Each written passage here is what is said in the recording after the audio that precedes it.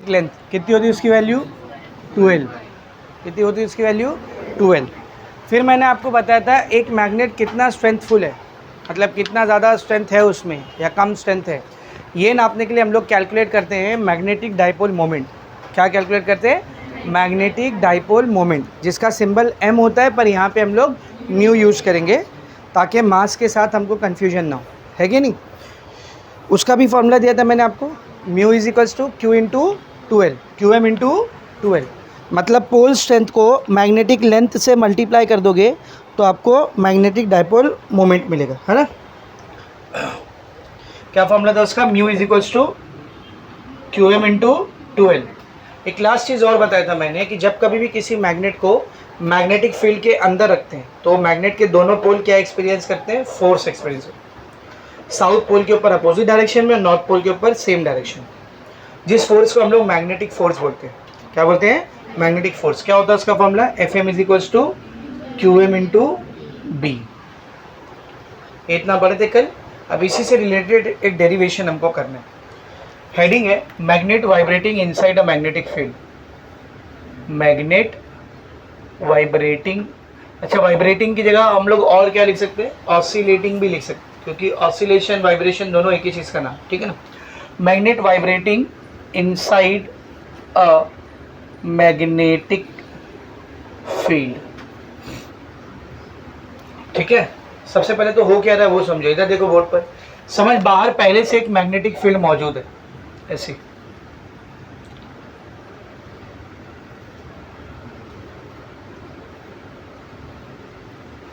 इस magnetic field की value है B। कितनी है मैग्नेटिक फील्ड की वैल्यू? B। अब ये मैग्नेटिक फील्ड किसी ना किसी मैग्नेट की वजह से होगी ना, जिसका नॉर्थ यहाँ पे रहेगा और साउथ ऊपर रहेगा। एरो से पता चलता है ना हमको, ठीक है।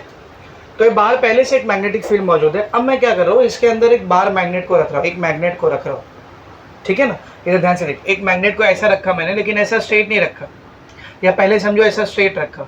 मैग्नेट को मैग्नेटिक फील्ड के डायरेक्शन में रखा। तो जब मैग्नेट को मैग्नेटिक फील्ड के डायरेक्शन में रखते हैं ना, तो कुछ नहीं होता, मैग्नेट वैसे ही रुका हुआ रहता है। मैग्नेट वैसे ही रुका हुआ रहता है। तो मैंने एक मैग्नेट को लिया, इसको ऐसा रखा मैग्नेट के डायरेक्शन में, तो वो रुका हुआ रहेगा। उसके ऊपर कुछ ऐसा करेगा क्या? नहीं। अब क्या करता हूँ मैं, इसको स्मॉल एंगल से ऐसा ट्विस्ट करता हूँ। ज़्यादा एंगल नहीं लेना। कैसा एंगल लेना है? स्मॉल, वही 10 डिग्री से भी कम। तो एक स्मॉलर एंगल पे मैंने इसको टिल्ट किया। तो ये वाला डायग्राम ना बनाते हुए सीधा वो टिल्टिंग वाला डायग्राम बनाएंगे हम लोग, ऐसे ऐसे एक स्मॉल एंगल पे मैंने इसको टिल्ट किया। अब कितने एंगल पे टिल्ट किया? तो ध्यान से देखा, ये मैग्नेट का एक्सिस है, ये मैग्नेट का एक्सिस है ना। तो ये एक्सिस मैग्नेटिक फील्ड के साथ कितना एंगल बना रहे थे? Theta angle. तो कितने एंगल पे टिल्ट किया बेटा मैंने? Theta angle. लेकिन फिर बोलो ये एंगल को लार्ज नहीं रखना। लार्ज रखोगे तो ऑसिलेशन नहीं होगा। अगर ज़्यादा एंगल पे घुमा करके छोड़ोगे ना, तो वापस से ऐसा आके रुक जाएगा। छोटे से एंगल पे आपने इसको टिल्ट किया और छोड़ दिया, तो जैसे ही आप इसको छोटे से एंगल पे टिल्ट करके छोड़ोगे ना, ये ऐसे ऐसे ऐसे ऐसे ऐसे चेम परफॉर्म करने लगे मैग्नेटिक फील्ड के अंदर। क्या करने लगे? बोल, ऐसे चेम परफॉर्म। इस टॉपिक का नाम हमने रखा है magnet vibrating inside a magnetic field. जब एक मैग्नेट को मैग्नेटिक फील्ड में रखा गया है, उसको थोड़ा सा टिल्ट दिया मैंने और छोड़ दिया, तो ऐसे ऑसिलेट करने लगे। ये वाली पोजीशन मीन है, ये एक एक्सट्रीम है, दूसरा एक्सट्रीम है। समझ में आ रहा है? तो अभी इधर करने का क्या है सर अपने को? हाँ समझ गया, चलो मैग्नेट वाइब्रेट कर रहे हैं। करने का क्या है? इस मैग्नेट के वाइब्रेशन की या ऑसिलेशन की, ऑसिलेशन को और क्या बोलते हैं? एसएचएम भी बोलते हैं ना। एसएचएम के टाइम पीरियड का फॉर्मूला निकालना। किसका फॉर्मूला निकालना है? बोल, टाइम पीरियड का फॉर्मूला। ये डेरिवेशन है। क्या डेरिवेशन है समझा? मैग्नेट है, मैग्नेटिक फील्ड में रखा हुआ था, थोड़े से एंगल पर उसको टिल्ट करके छोड़े, क्या परफॉर्म करने लगा वो? एसएचएम। अब इस एसएचएम का मुझे क्या निकालना है? Time period. मेरा पहला क्वेश्चन तो आपसे ये है कि ये कौन सा एसएचएम हो रहा है, लीनियर या एंगुलर? एंगुलर हो रहा है। लीनियर नहीं हो रहा, एंगल पे हो रहा है, थीटा एंगल पे हो रहा है। सब में आ रहा है? इधर जो डिस्प्लेसमेंट है वो एक्स नहीं है, थीटा है। देख ना डिस्प्लेसमेंट कैसा है? थीटा है। तो एंगुलर डिस्प्लेसमेंट हो रहा है। कौन सा एसएचएम हो रहा है इधर? Angular SHM. तो इसके टाइम पीरियड का हमको फॉर्मूला निकालना है। एकदम आसान लैंग्वेज में समझा रहा हूँ, अच्छे से समझ में आ रहा है बेटा? Is it very much clear? ठीक है ना। चलो सब लोग बोर्ड पर ध्यान से देखेंगे, सब लोग यहाँ पर देखेंगे बेटा। सबसे पहले तो हम लोग इसके ऊपर एक्ट करने वाले टॉर्क की वैल्यू निकालते हैं। किसकी वैल्यू निकालते हैं? टॉर्क की। इधर देखो, समझिए इसका नॉर्थ पोल है और ये इसका साउथ पोल है और मैग्नेटिक लेंथ की वैल्यू है 12। मैग्नेटिक लेंथ कितना है बेटा? 12। तो कल मैंने आपको पढ़ाया था कि जब किसी मैग्नेट को मैग्नेटिक फील्ड के अंदर ऐसे एंगल पे रखेंगे तो दोनों पोल के ऊपर फोर्स लगते हैं। कौन सा फोर्स? मैग्नेटिक फोर्स, है कि नहीं? नॉर्थ पोल के ऊपर अपोजिट डायरेक्शन में लगेगा और साउथ पोल के ऊपर सेम डायरेक्शन। तो देख, नॉर्थ पोल पे ऐसा फोर्स लगेगा मैग्नेटिक फील्ड से अपोजिट, है ना, इसको बोलेंगे FM, मैग्नेटिक फोर्स। और साउथ पोल पे ऐसा फोर्स लगेगा मैग्नेटिक फील्ड के डायरेक्शन में, FM। समझ में आ रही चीज़ से? तो जो मैग्नेट ऐसा रखा हुआ है, इस पे एक साइड ऐसा फोर्स लग रहा है, एक साइड ऐसा फोर्स लग रहा है, घूमेंगे ना, टिल्ट करेगा। ये आपको उल्टा टिल्ट कराना है ऐसा। एक काम करो, यहाँ पे साउथ ले लो और यहाँ पे नॉर्थ ले लो, यहाँ साउथ और यहाँ नॉर्थ। अब क्या होगा देख, साउथ पोल पे मैग्नेटिक फील्ड के डायरेक्शन में फोर्स लगेगा, है ना? उल्टा बोल रहे हो क्या? सॉरी, नॉर्थ से साउथ, हाँ उल्टा बोल रहा हूँ, सॉरी। यहाँ पे नॉर्थ लेते हैं, यहाँ पे साउथ लेते हैं। यदि कन्फ्यूजन हो रहा है तो मैंने कल बताया था क्या करने का। ये फील्ड है, ये फील्ड का एरो है। फील्ड का एरो कहाँ से कहाँ जाता है? नॉर्थ से साउथ। तो यहाँ पर इस फील्ड का नॉर्थ होगा और ऊपर क्या रहेगा? साउथ। सही है ना? अब ध्यान से देख, इस नॉर्थ को ये साउथ क्या करेगा? अट्रैक्ट। तो इस पर फोर्स ऐसा ऊपर की तरफ लगेगा, सही है ना? और इस वाले साउथ को ये नॉर्थ क्या करेगा बेटा? अट्रैक्ट। तो इस पर फोर्स ऐसा लगेगा। ये मैग्नेटिक फोर्स और ये भी magnetic force,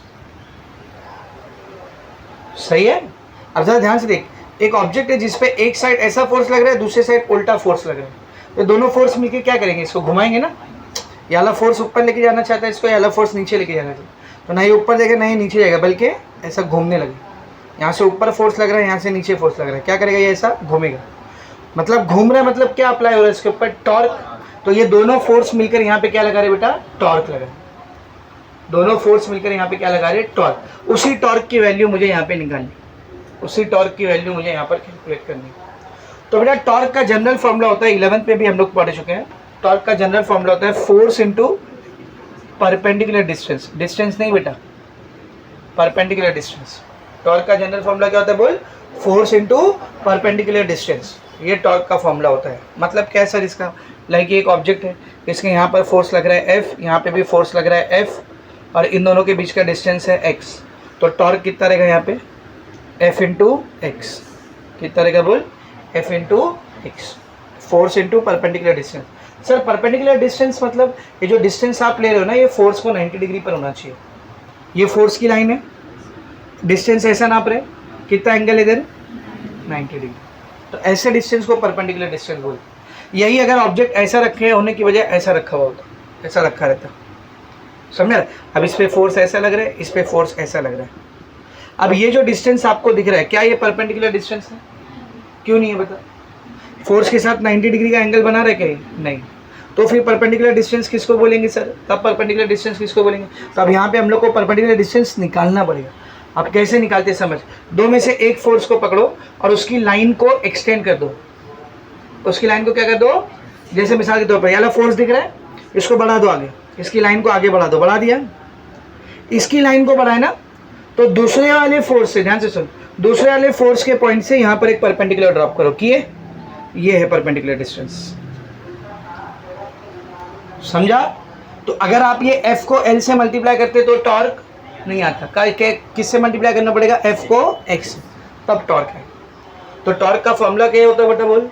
force into perpendicular distance. तो यहाँ पे भी हमको टॉर्क निकालना है।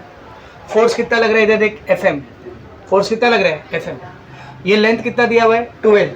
जरा बताओ ये परपेंडिकुलर डिस्टेंस है क्या? नहीं। तो फिर यहाँ परपेंडिकुलर डिस्टेंस निकालेंगे कैसे? ध्यान से देखा, ये वाले फोर्स को मैं क्या करूँगा? आगे एक्सटेंड करूँगा, कर दिया।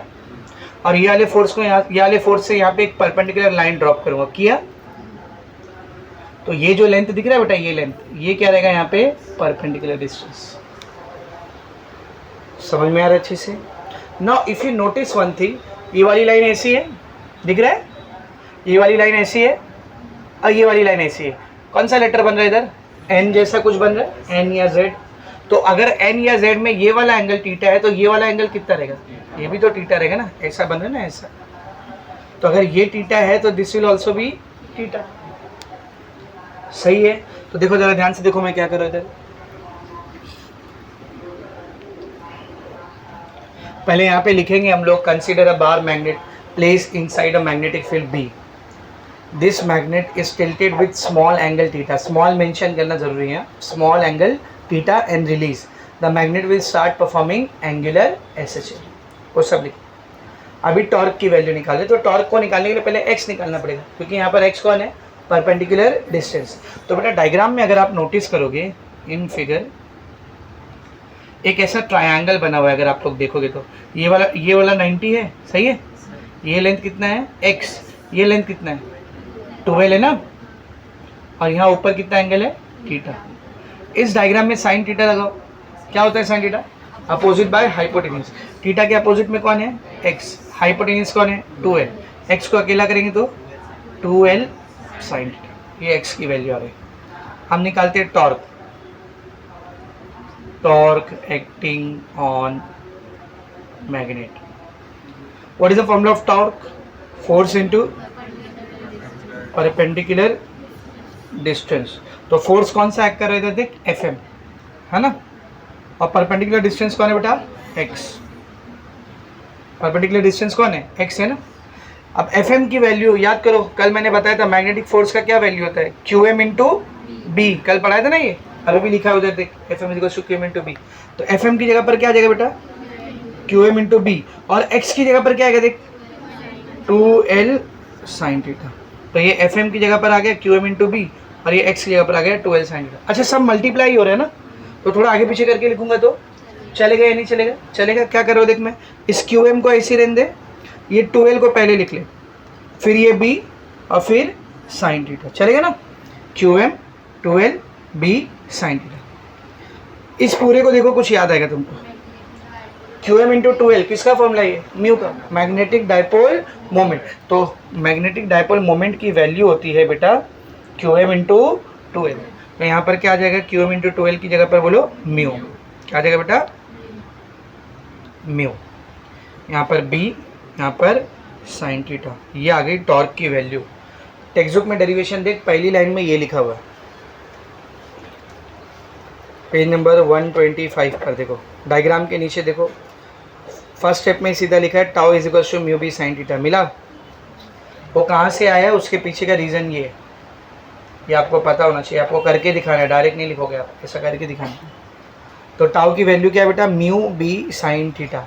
कैसे आया समझा। अब देखो ज़रा इधर ध्यान दो, हमने थीटा को कैसा लिया बेटा, very small, since theta is very small. तो अभी पहले के लेक्चर में मैंने आपको एक बात बताया था कि जब थीटा बहुत छोटा होता है तो साइन थीटा और टेन थीटा की वैल्यू किसके बराबर होती है, थीटा के। तो साइन थीटा की जगह मैं क्या लिख दूंगा, साइन थीटा की जगह पर क्या आ जाएगा, थीटा आ जाएगा, सही है। तो ये क्या बन जाएगा देख, tau is equals to mu B theta. Now just look at the direction of theta and tau. Theta कैसे अप्लाई किए थे, पहले मैग्नेट ऐसा रखा था, उसको इधर लेके आया, मतलब थीटा का ये डायरेक्शन है ना, this is the direction of theta. ये फोर्स ऊपर खींचना चाह रहा है, ये फोर्स नीचे, कैसा घूमेगा, ऐसा घूमेगा ना, ऐसा।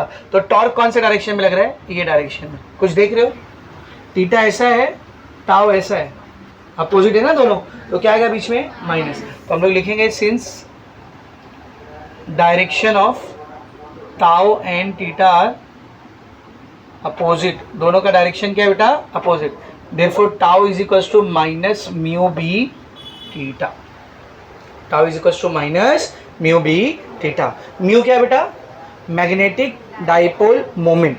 जब तक मैग्नेट फिक्स है, मैग्नेटिक डाइपोल मोमेंट की वैल्यू क्या रहेगी, फिक्स। मैग्नेट चेंज करोगे तो चेंज हो, तो अभी क्या मैग्नेट चेंज हो रहा है क्या, नहीं। तो इस मैग्नेट के लिए म्यू की वैल्यू क्या रहेगी, फिक्स। बी क्या है, मैग्नेटिक फील्ड, वो भी चेंज हो रही है क्या, नहीं, कांस्टेंट है, बस जो बाहर फील्ड बनी हुई है, खत्म, यूनिफॉर्म फील्ड है, वो चेंज नहीं हो रही। तो ये म्यू भी कांस्टेंट है, बी भी कांस्टेंट है, तो ये कांस्टेंट हो गया, दोनों कांस्टेंट और इक्वल टू हटेगा तो प्रोपोर्शनैलिटी। तो हम लोग लिखेंगे सिंस वैल्यू ऑफ, ध्यान दिया, value of B and mu are constant, therefore tau is directly proportional to minus theta. अब ये किस चीज़ की डेफिनेशन बताते हैं, टॉर्क जो है वो एंगुलर डिस्प्लेसमेंट को डायरेक्टली प्रोपोर्शनल है, दोनों का डायरेक्शन अपोजिट है। ये एंगुलर एसएचएम की डेफिनेशन है ना, कल ही पढ़े ना, एंगुलर एसएचएम को इसी से तो डिफाइन करते हैं ना। तो हम लोग क्या लिखेंगे, that is magnet performs angular SHM. Magnet कौन सा एसएचएम कर रहा है बेटा, एंगुलर एसएचएम। कैसे प्रूफ किया समझा ना, ये इक्वेशन किसके लिए आती है, एंगुलर, इसी से तो डेफिनेशन निकाले थे ना, और फिर इसको बाद में मॉडिफाई करके निकाले थे alpha is proportional to minus theta, इन दो से ही तो डेफिनेशन निकाले थे ना, ठीक है। तो ये जो डेफिनेशन है किस चीज़ की है, एंगुलर एसएचएम की, मतलब मैग्नेट क्या परफॉर्म कर रहे हैं यहाँ पर, एंगुलर एसएचएम। तो पहले तो हमने प्रूफ किया कि मैग्नेट क्या परफॉर्म कर रहा है, एंगुलर एसएचएम। तो एंगुलर एसएचएम के टाइम पीरियड का फॉर्मूला यूज कर सकता हूँ मैं, इधर कर सकता हूँ या नहीं। पहले तो हमने प्रूफ किया कि मैग्नेट क्या कर रहा है, एंगुलर एसएचएम। तो अब मैं क्या करूँगा, एंगुलर एसएचएम के टाइम पीरियड का फॉर्मूला लिखूंगा, जो कि होता है t is equal to 2 pi divide by under root angular acceleration, acceleration नहीं क्या बेटा, एंगुलर एक्सेलरेशन पर यूनिट, बोलो, एंगुलर डिस्प्लेसमेंट। कल लिख के लिए थे ये फॉर्मूला यूज कर सकता हूँ मैं इधर, ठीक है ना। इसको मैं बोलता हूँ इक्वेशन नंबर 2 और ये वाली को बोलता हूँ इक्वेशन नंबर 1। तो सी फ्रॉम इक्वेशन नंबर 1 क्या है बेटा, फ्रॉम इक्वेशन नंबर 1 क्या है, tau is equal to minus mu B theta. अगर मैं सिर्फ मैग्नीट्यूड की बात करूँ तो बोलो, माइनस क्या हो जाएगा, हट जाएगा, tau is equal to mu B theta. What is tau, torque. Torque का एक और फॉर्मूला है अपने पास, tau is equal to I alpha, कल भी यूज़ किए थे formula. F is equal to m a होता है, एफ की जगह टाउ आ गया, एम की जगह आई, ए की जगह अल्फा। तो tau is equal to I alpha रख दो इधर, टाउ की जगह आ जाएगा I alpha is equal to mu B theta. सही है ना। ये आई इधर क्या कर रहा है, मल्टीप्लाई, वहाँ जाएगा तो डिवाइड, तो म्यू बी डिवाइड बाय आई, इधर कौन बचा, अल्फा। अच्छा इधर थीटा था ना, मल्टीप्लाई कर रहा था, यहाँ लेंगे तो डिवाइड, तो आई उधर भेज दिया, थीटा उधर इधर ले लिया, तो आई वहाँ जाके डिवाइड किया और थीटा यहाँ आके डिवाइड किया। What is this alpha, angular acceleration, देखना एक ही जगह अल्फा है ना। तो what is this alpha, angular acceleration, theta angular displacement. इसका मतलब दैट इज अल्फा कौन है बेटा, अल्फा कौन है, angular acceleration, angular acceleration upon मतलब पर यूनिट, और थीटा कौन है, एंगुलर डिस्प्लेसमेंट। किसके बराबर आ रही है value, mu B upon I. अब इसको पुट करेंगे इक्वेशन नंबर 2 में। तो देखिए इक्वेशन नंबर 2 क्या थी, time period is equals to 2 pi divide by under root angular acceleration per unit angular displacement. इसी की वैल्यू क्या आई है देख, म्यू बी अपॉन आई, यही आई है, करेक्ट है ना। अब ये mu B upon I, upon के नीचे है ना, ऊपर लेके जाएंगे तो उल्टा हो जाएगा, क्या बन जाएगा, T is equals to 2 pi under root I by mu B. This is the formula for time period of a magnet vibrating inside a magnetic field. एक मैग्नेट जो कि मैग्नेटिक फील्ड के अंदर वाइब्रेट कर रहा है, उसके टाइम पीरियड का ये फॉर्मूला होता है, 2 pi under root I by mu B. यहाँ पर टी कौन है बेटा, time period, 2 pi is a constant, mu magnetic dipole moment which is also represented by M. Mass से कंफ्यूज ना हो इसीलिए इधर म्यू यूज करें। What is this B, magnetic field का value. What is this I, moment of inertia. I क्या बेटा, moment of inertia. अगर मोमेंट ऑफ इनर्शिया डायरेक्ट दिया है तो बहुत अच्छी बात है, नहीं दिया है तो हमने मोमेंट ऑफ इनर्शिया के कई सारे फॉर्मूले पढ़े। डिस्क का मोमेंट ऑफ इनर्शिया याद है, रिंग का मोमेंट ऑफ इनर्शिया, सिलेंडर का मोमेंट ऑफ इनर्शिया, स्फीयर का मोमेंट ऑफ इनर्शिया, कोन का मोमेंट ऑफ इनर्शिया, रॉड का मोमेंट ऑफ इनर्शिया, बहुत सारे मोमेंट ऑफ इनर्शिया के हम लोगों ने फॉर्मूले पढ़े या नहीं पढ़े, पढ़े ना बेटा, ठीक है। तो अगर नहीं दिया रहेगा तो वो फॉर्मूले से पहले मोमेंट ऑफ इनर्शिया निकालना पड़ेगा। तो this is the formula for time period of a magnet vibrating inside a magnetic field. समझ में आ रहा है, देखो यही फॉर्मूला है वहाँ पे, सी पेज नंबर 126 देखो, लास्ट में ये फॉर्मूला बेटा, T is equal to 2 pi under root I by mu B है, सेम फॉर्मूला, ठीक है ना। अब इसी फॉर्मूले के ऊपर अपने को दो न्यूमेरिकल दिए, 5.12 और 5.13, दोनों इंपॉर्टेंट है, अभी करेंगे उसको। समझ में आ रहा अच्छे से। अब ज़रा ध्यान से सुनो, इसी टेक्स्ट बुक में आगे हम लोग को एक चैप्टर है मैग्नेटिक मटेरियल्स। क्या बेटा, मैग्नेटिक मटेरियल्स, नाम से क्या समझ में आ रहा है, मैग्नेट से रिलेटेड है। उसमें फिर से ये डेरिवेशन है, magnet vibrating inside a magnetic field. देखो आओ जरा, मैग्नेटिक मटेरियल चैप्टर में आओ, रुकना रुक इधर ही।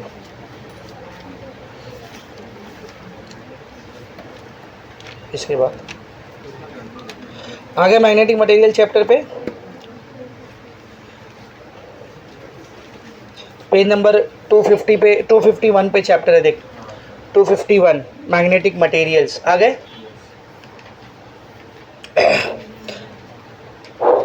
उसमें देखो सबसे पहला क्या लिखा है बेटा, सबसे पहली हेडिंग है देख, torque acting on a magnetic dipole in a uniform magnetic field. एक मैग्नेट जो फील्ड में रखा हुआ है उसके ऊपर एक्ट करने वाला टॉर्क निकाले ना, टॉर्क की वैल्यू क्या है देख, म्यू बी साइन थीटा। ये म्यू बोले तो मैग्नेटिक डाइपोल मोमेंट, इसका और एक सिंबल क्या है, एम। जरा देख वही फॉर्मूला दिया है क्या उधर, ध्यान से देखो, टॉर्क का क्या फॉर्मूला दिया बेटा, कहाँ गए रे, हाँ वही लिखा है ना, M B sine theta. Mu की जगह क्या ले लिया उसने, एम। कैसे आया वो मैंने आपको बता दिया ना, यही बता दिया मैंने आपको। फिर आगे आओ, पेज नंबर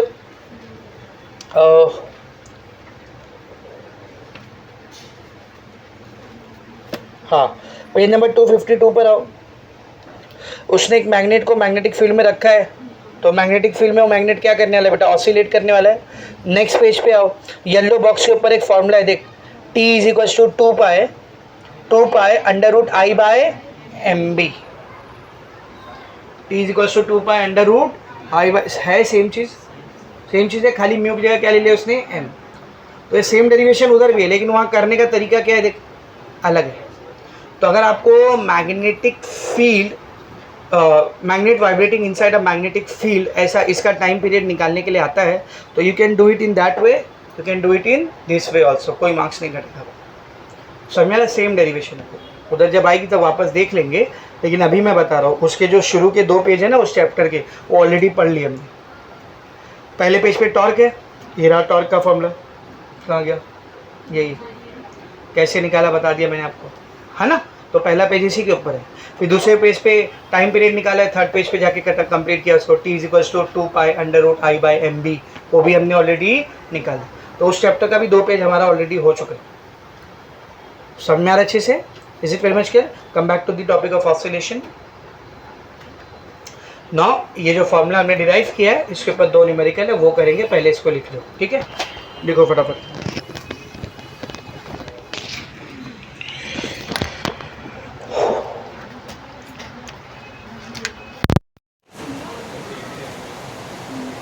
न्यूमेरिकल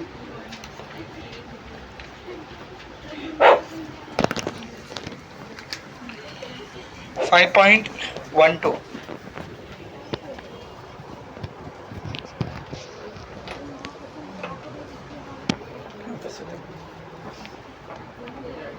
क्या क्वेश्चन है देख, अ बार मैग्नेट ऑफ मास 120 ग्राम, एक बार मैग्नेट है, मतलब मैग्नेट है, उसका मास कितना है बेटा, 120 ग्राम।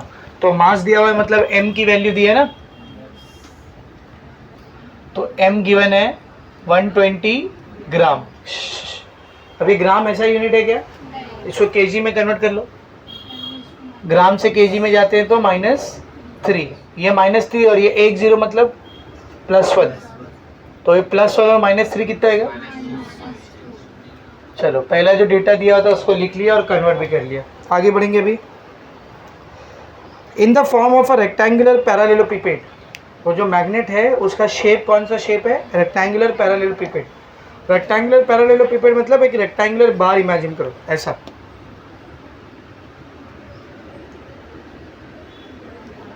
ऐसा शेप है उसका, लाइक दिस, रेक्टेंगुलर पैरेललोपिपेड, ठीक है ना, समझा, आगे बढ़ो। Has dimension length 40 mm, breadth 10 mm and height 80 mm। Length दिया है इसका L, ब्रेथ दिया है B और हाइट दिया है H। तीनों का वैल्यू दिया है, तीनों लिख लेते हैं, L B H। लेंथ कितना बेटा 40 mm, ब्रेथ है 10 mm और हाइट 80 mm। सही है, यहाँ तक समझे सबको, आगे देखेंगे बेटा। ये mm वाले टर्म को मीटर में कन्वर्ट करो तो ये 40 ऐसी रहेगा। mm मतलब मिलीमीटर ना, मिली हटता है तो 10⁻⁻3। फिर सेम इधर भी 10⁻⁻3, सेम इधर भी 10⁻⁻3। सही है, यहाँ तक का समझ में है सबको? इधर तक किसी को कुछ डाउट नहीं ना? आगे बढ़ेंगे। अभी आगे देखो क्या लिखा है। With the dimension h vertical, the magnet performs angular oscillation in the plane of a magnetic field.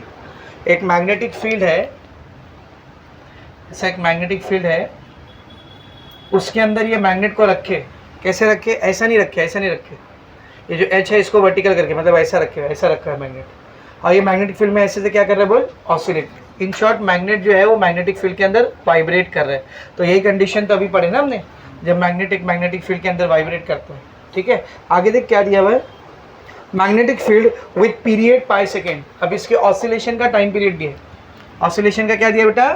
Time period मतलब कैपिटल टी। कितना दिया है? Pi second. आगे बढ़ो।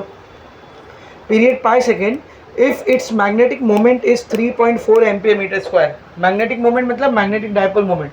किसे दिखाते हैं उसको? म्यू से। कितना दिया है? 3.4 एम्पियर मीटर स्क्वायर। ये मैग्नेटिक डायपोल मोमेंट का यूनिट है, एम्पियर मीटर स्क्वायर।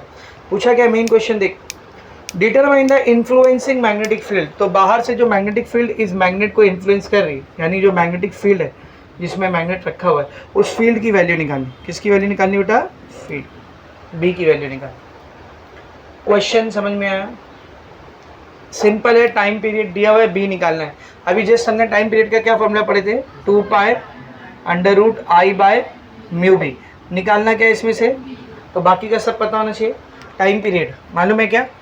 जी सर मालूम है। म्यू मालूम है क्या? हाँ सर वो भी मालूम है। आई मोमेंट ऑफ इनर्शिया मालूम है क्या? तो पहले मोमेंट ऑफ इनर्शिया निकालेंगे। क्या निकालेंगे बेटा? Moment of inertia. शेप क्या बोला मैग्नेट का? रेक्टेंगुलर पैरेललोपिपेड। जाओ पहले चैप्टर के लास्ट पेज पे जाओ सब लोग जल्दी। फॉर रेक्टेंगुलर पैरेललोपिपेड गए। टेबल बना है पेज नंबर 22 पे, उस पे नीचे से दूसरा वाला पढ़ो क्या लिखा है। थिन यूनिफॉर्म रॉड, नहीं सॉरी लास्ट वाला पढ़ो क्या लिखा है। यूनिफॉर्म प्लेट और रेक्टेंगुलर पैरेललोपिपेड। तो ये भी तो रेक्टेंगुलर पैरेललोपिपेड ही है ना। आई का फॉर्मूला क्या दिया होता है देख, 1/12 m into L square plus B square. तो यहाँ पर मोमेंट ऑफ इनर्शिया का फॉर्मूला रहेगा 1/12 m into L square plus B square. बस यहाँ ध्यान दो। तो ये फॉर्मूला वहाँ से आ गया अपने पास। तो ये फॉर्मूला पहले चैप्टर का इधर यूज़ हो रहा है, समझा? आई निकालने के लिए। अब ये 1/12 को ऐसे रखेंगे। मास, हाउ मच इज़ दी मास? मास कितना है? 12 इंटू 10⁻²। एल स्क्वायर, लेंथ कितना है बेटा? लेंथ कितना है देख, 40 इंटू 10⁻³ का स्क्वायर, प्लस ब्रेथ कितना है? ब्रेथ 10 इंटू 10⁻³ का स्क्वायर। सही है। अब इसको सॉल्व करते हैं। ये 12 से 12 क्या हो गया बेटा? कट गया। बाहर कौन बचा? खाली 10⁻²। तो 10⁻²। अंदर देखेंगे 40 का स्क्वायर 1600 होएगा। 4 का स्क्वायर 16 होता है और 1 0 लगाए तो स्क्वायर में 2 0 लगे।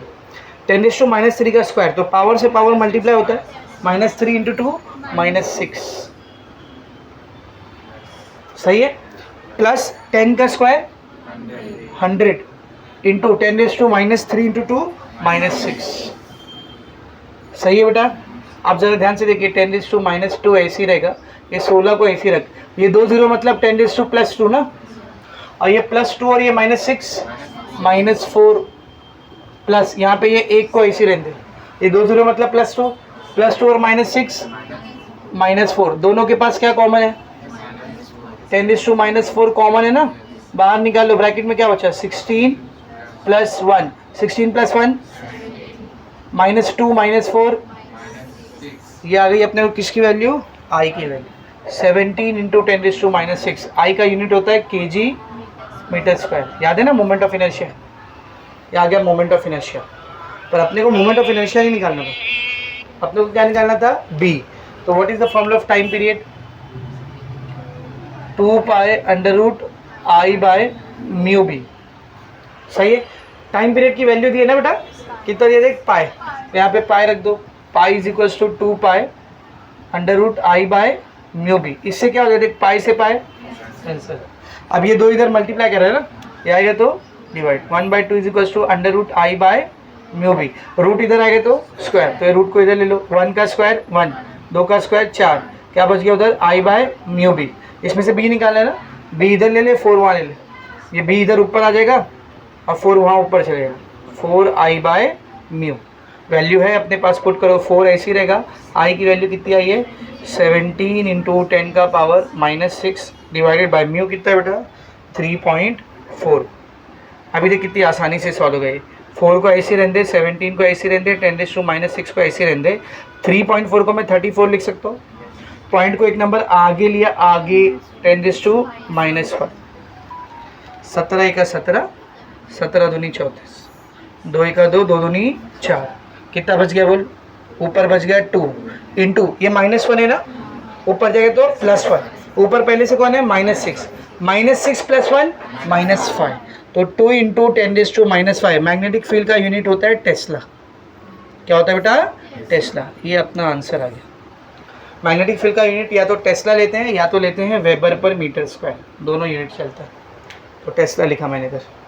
इजी समझा कैसे किया, पहले हमने मोमेंट ऑफ इनर्शिया निकाले और फिर टाइम पीरियड के फॉर्मूले से बी निकाल लिया। Is it very much clear, जो कि आपका 5.12। नेक्स्ट क्वेश्चन देखेंगे, सॉल्व एग्जाम्पल का लास्ट क्वेश्चन है 5.13। क्या दिया देखो 5.13 में, 2 मैग्नेट्स, अब एक मैग्नेट नहीं है, कितना मैग्नेट है बेटा, 2 मैग्नेट है।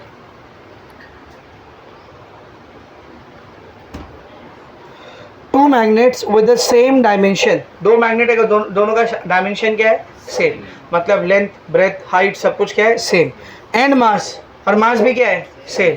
इधर देख, इधर देख, 2 मैग्नेट है, मास भी सेम, लेंथ भी सेम, ब्रेथ भी सेम, तो बेटा देख, मास भी सेम, लेंथ भी सेम, ब्रेथ भी सेम, तो अपने आप दोनों का आई भी क्या आएगा, नहीं समझा, गया भेजे में, मास भी सेम है, डायमेंशन भी सेम है, लेंथ ब्रेथ हाइट सब सेम है, तो आई भी दोनों का क्या आएगा बेटा, सेम आएगा। तो इधर ध्यान से देख, 2 magnet with the same dimension in mass but of magnetic moments, दोनों का मैग्नेटिक मोमेंट अलग है। पहले का मैग्नेटिक मोमेंट कितना है, μ1 = 100 एम्पीयर/मीटर² और दूसरे का μ2 = 50 एम्पीयर/मीटर²। तो पहले का मैग्नेटिक मोमेंट दिया है 100 एम्पीयर/मीटर² और दूसरे का मैग्नेटिक मोमेंट दिया है 50 एम्पीयर/मीटर²। अच्छा यहाँ पे ही लिख लेते हैं, since both magnets have same dimensions and mass, दोनों का डायमेंशन और मास क्या है, सेम, तो दोनों का मोमेंट ऑफ इनर्शिया भी क्या आएगा, सेम। I1 I2 क्या रहेगा बेटा, सेम। तो जब सेम है तो I1 I2 लिखने की जगह मैं सिर्फ क्या लिखूंगा, I लिखूंगा। आगे बढ़ो, are jointly suspended in the earth magnetic field, इन दोनों को जॉइंट करके सस्पेंड कर रहे हैं, ये पहला मैग्नेट, ये दूसरा मैग्नेट, ऐसा इधर ग्लू लगा के ऐसे चिपका दिया और फिर इसको धागे से ऐसा लटकाया, किस में लटकाया, अर्थ की मैग्नेटिक फील्ड में, अर्थ की भी तो खुद की मैग्नेटिक फील्ड है ना, तो उसमें ऐसे इसको लटका के रखा है, ज्वाइन करके लटकाया। समझ में आ रहा है अच्छे से, आगे बढ़।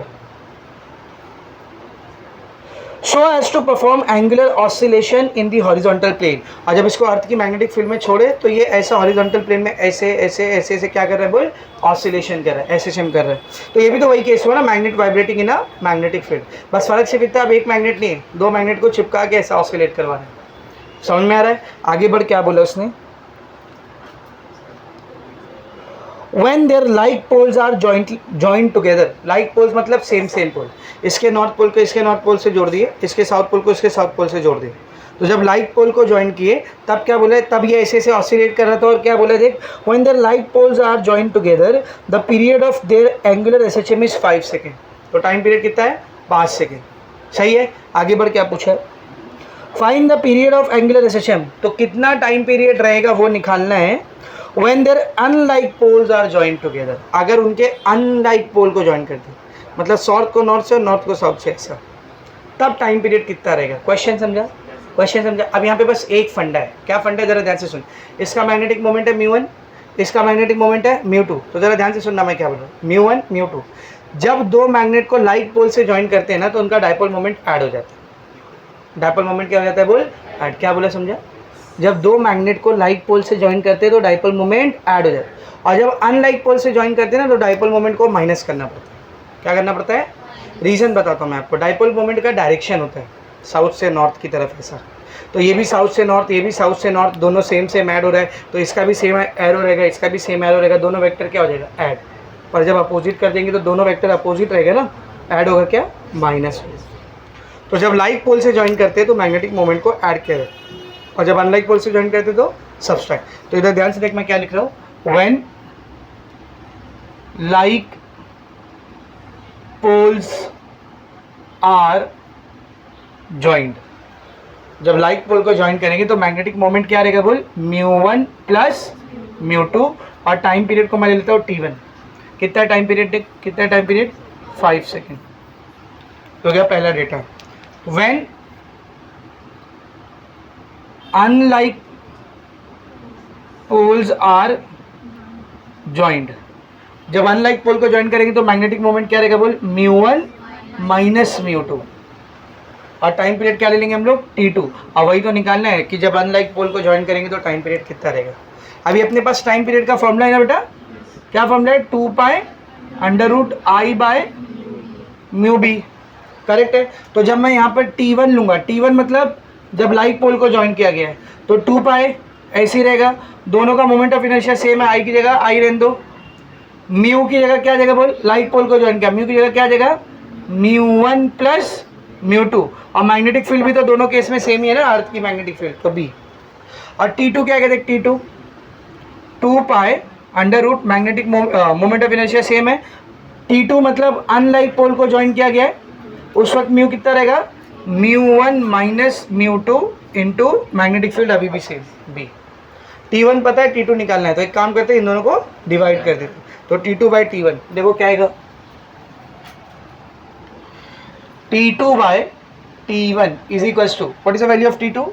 2π√I by mu 1 plus mu 2 into, oh sorry, divide by 2π√I by mu 1 plus mu 2 into B। सही है, जो सेम है कैंसिल कर दो, 2π cancel, I cancel, B cancel, ठीक है। क्या बच गया देख, T2 by T1 is equal to, ऊपर क्या बचा, √1 बाय म्यू 1 माइनस म्यू 2, इसको ऊपर लेके जाएंगे तो ये भी 1 बाई है, ऊपर जाएगा तो क्या हो जाएगा, उल्टा हो जाएगा ना, म्यू 1 प्लस म्यू 2 बाय 1, दोनों को कंबाइन करके लिखो, ऊपर आ जाएगा म्यू 1 प्लस म्यू 2, ये 1 से मल्टीप्लाई होकर आ जाएगा, और नीचे आ जाएगा म्यू 1 माइनस म्यू 2, ये 1 से मल्टीप्लाई होकर आ जाएगा।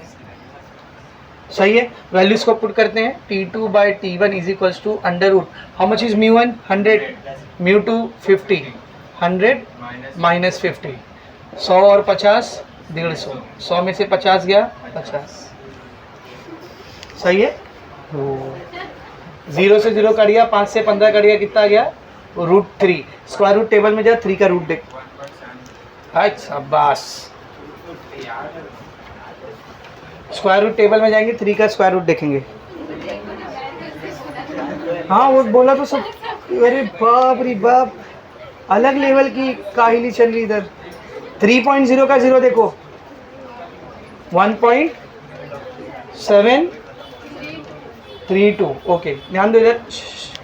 तो √3 का स्क्वायर रूट आया 1.732, अपने को निकालने का क्या था, T2 निकालने का था ना, ये T2 का अकेला कर 1.732, ये T1 इधर आके क्या करेगा, मल्टीप्लाई, पर T1 का तो वैल्यू दिया है 5, 1.732 इंटू 5 मल्टीप्लाई करते हैं, 5 दूनी 10 का 0 कैरी गया 1, 5 3 15 1 16 का 6 कैरी गया 1, 5 7 35 और 1 36 का 6 कैरी गया 3, 5 का 5 और 3 8, 3 नंबर के बाद पॉइंट 8.66, तो T2 की वैल्यू आ रही है 8.66 सेकेंड, खत्म हो गया। इंपॉर्टेंट क्वेश्चन है,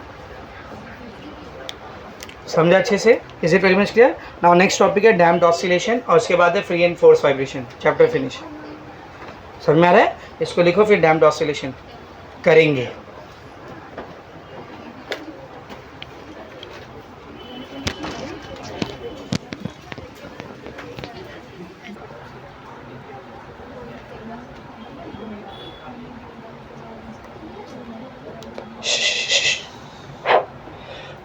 का सेकेंड लास्ट टॉपिक है बेटा डैम्प्ड ऑसिलेशन। ठीक है, सबसे पहले तो हमने लीनियर ऑसिलेशन पढ़ा, उसमें काफ़ी कुछ पढ़ा हमने डिटेल में। ठीक है, फिर हमने एंगुलर एसएचएम को कल स्टार्ट किए। पहले लीनियर एसएचएम पढ़े थे, कल एंगुलर एसएचएम स्टार्ट किए थे। यहाँ पे एंगुलर एसएचएम भी फिनिश हो गया, खत्म। अभी थर्ड हम लोग स्टार्ट करें डैम्प्ड ऑसिलेशन। कैसा oscillation? Damped oscillation. Damped oscillation क्या होता है?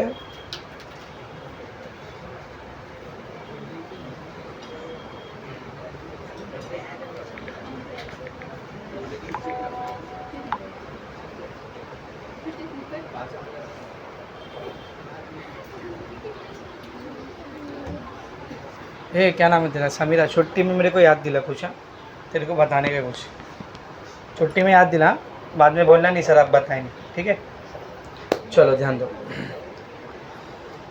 हाँ, पहले हमने लीनियर एसएचएम पढ़े काफ़ी डिटेल में, ज़्यादातर मैक्सिमम चैप्टर उसी के ऊपर था, है ना।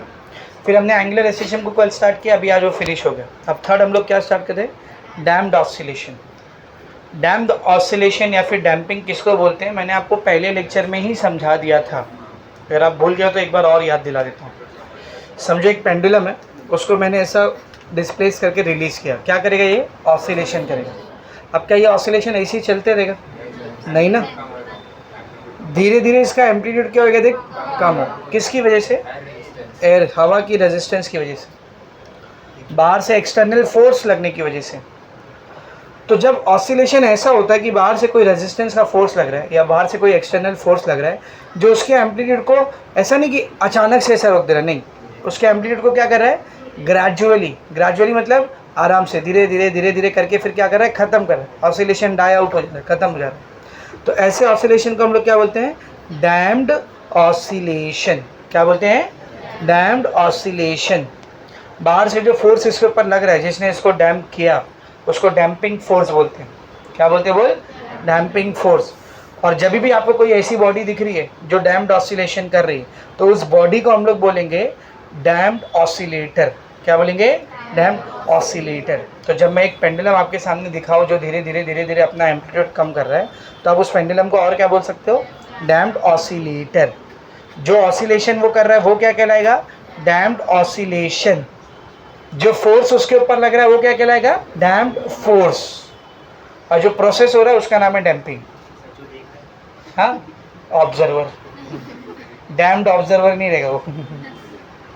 क्या क्या बोला मैं, समझा रे? कुछ ऑसिलेशन हो रहा है, धीरे धीरे एम्पलीट्यूड कम हो रहा है, ऐसा ऑसिलेशन क्या कहलाता है? Damped oscillation. जो चीज़ ऐसे ऑसिलेशन को करती है, डैम्प्ड ऑसिलेटर। जिस फोर्स की वजह से डैम्प्ड ऑसिलेशन हो रहा है बाहर से, वो फोर्स कौन सा है? Damped force. और ये डैम्प फोर्स जो प्रोसेस कर रहा है, उसके एम्पलीट्यूड को धीरे धीरे कम कर रहा है, ये प्रोसेस कहलाता है डैम्पिंग। समझ में आ रहा है? तो बाहर से लगने वाला एयर रेजिस्टेंट डैम्प्ड फोर्स का काम कर रहा है ना, डैम्प फोर्स का काम कर रहा है। और डैम्प फोर्स यहाँ पर कर क्या रहा है? डैम्पिंग। और डैम्पिंग की वजह से ये ऑसिलेशन कैसा ऑसिलेशन बन चुका है? Damped oscillation. कुछ समझ में आ रहा है? डेफिनेशन अंडरलाइन करेंगे फटाक से। पेज नंबर 127 पर आओ। पहले ही पैराग्राफ में उसने देख दिया है, periodic oscillations of gradually decreasing amplitude. मिला?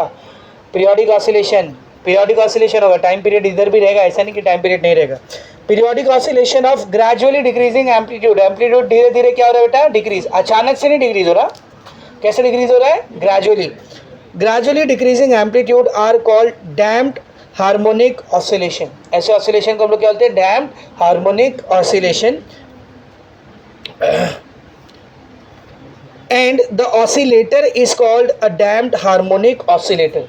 और जो चीज़ डैम्प्ड ऑसिलेशन कर रही है, जो ऑसिलेटर है, उसको हम लोग क्या बोलेंगे? Damped harmonic oscillator. समझा अच्छे से? अब यहाँ पे करना क्या है हमको? एक छोटा सा डेरिवेशन है, ये भी खत्म हो। क्या करने का है सुनो।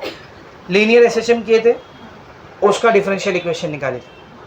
एंगुलर एसएचएम किए कल, उसका भी डिफरेंशियल इक्वेशन निकाले। अब डैम्प्ड ऑसिलेशन पढ़ रहे, उसका भी डिफरेंशियल इक्वेशन निकाले। डैम्प्ड हार्मोनिक ऑसिलेशन, उसका भी डिफरेंशियल इक्वेशन निकालेंगे। और फिर उस इक्वेशन की मदद से displacement, time period, displacement, time period और frequency, sorry displacement, angular frequency और टाइम पीरियड, ये तीन चीज़ का फॉर्मूला निकालना, बस खत्म है और कुछ नहीं।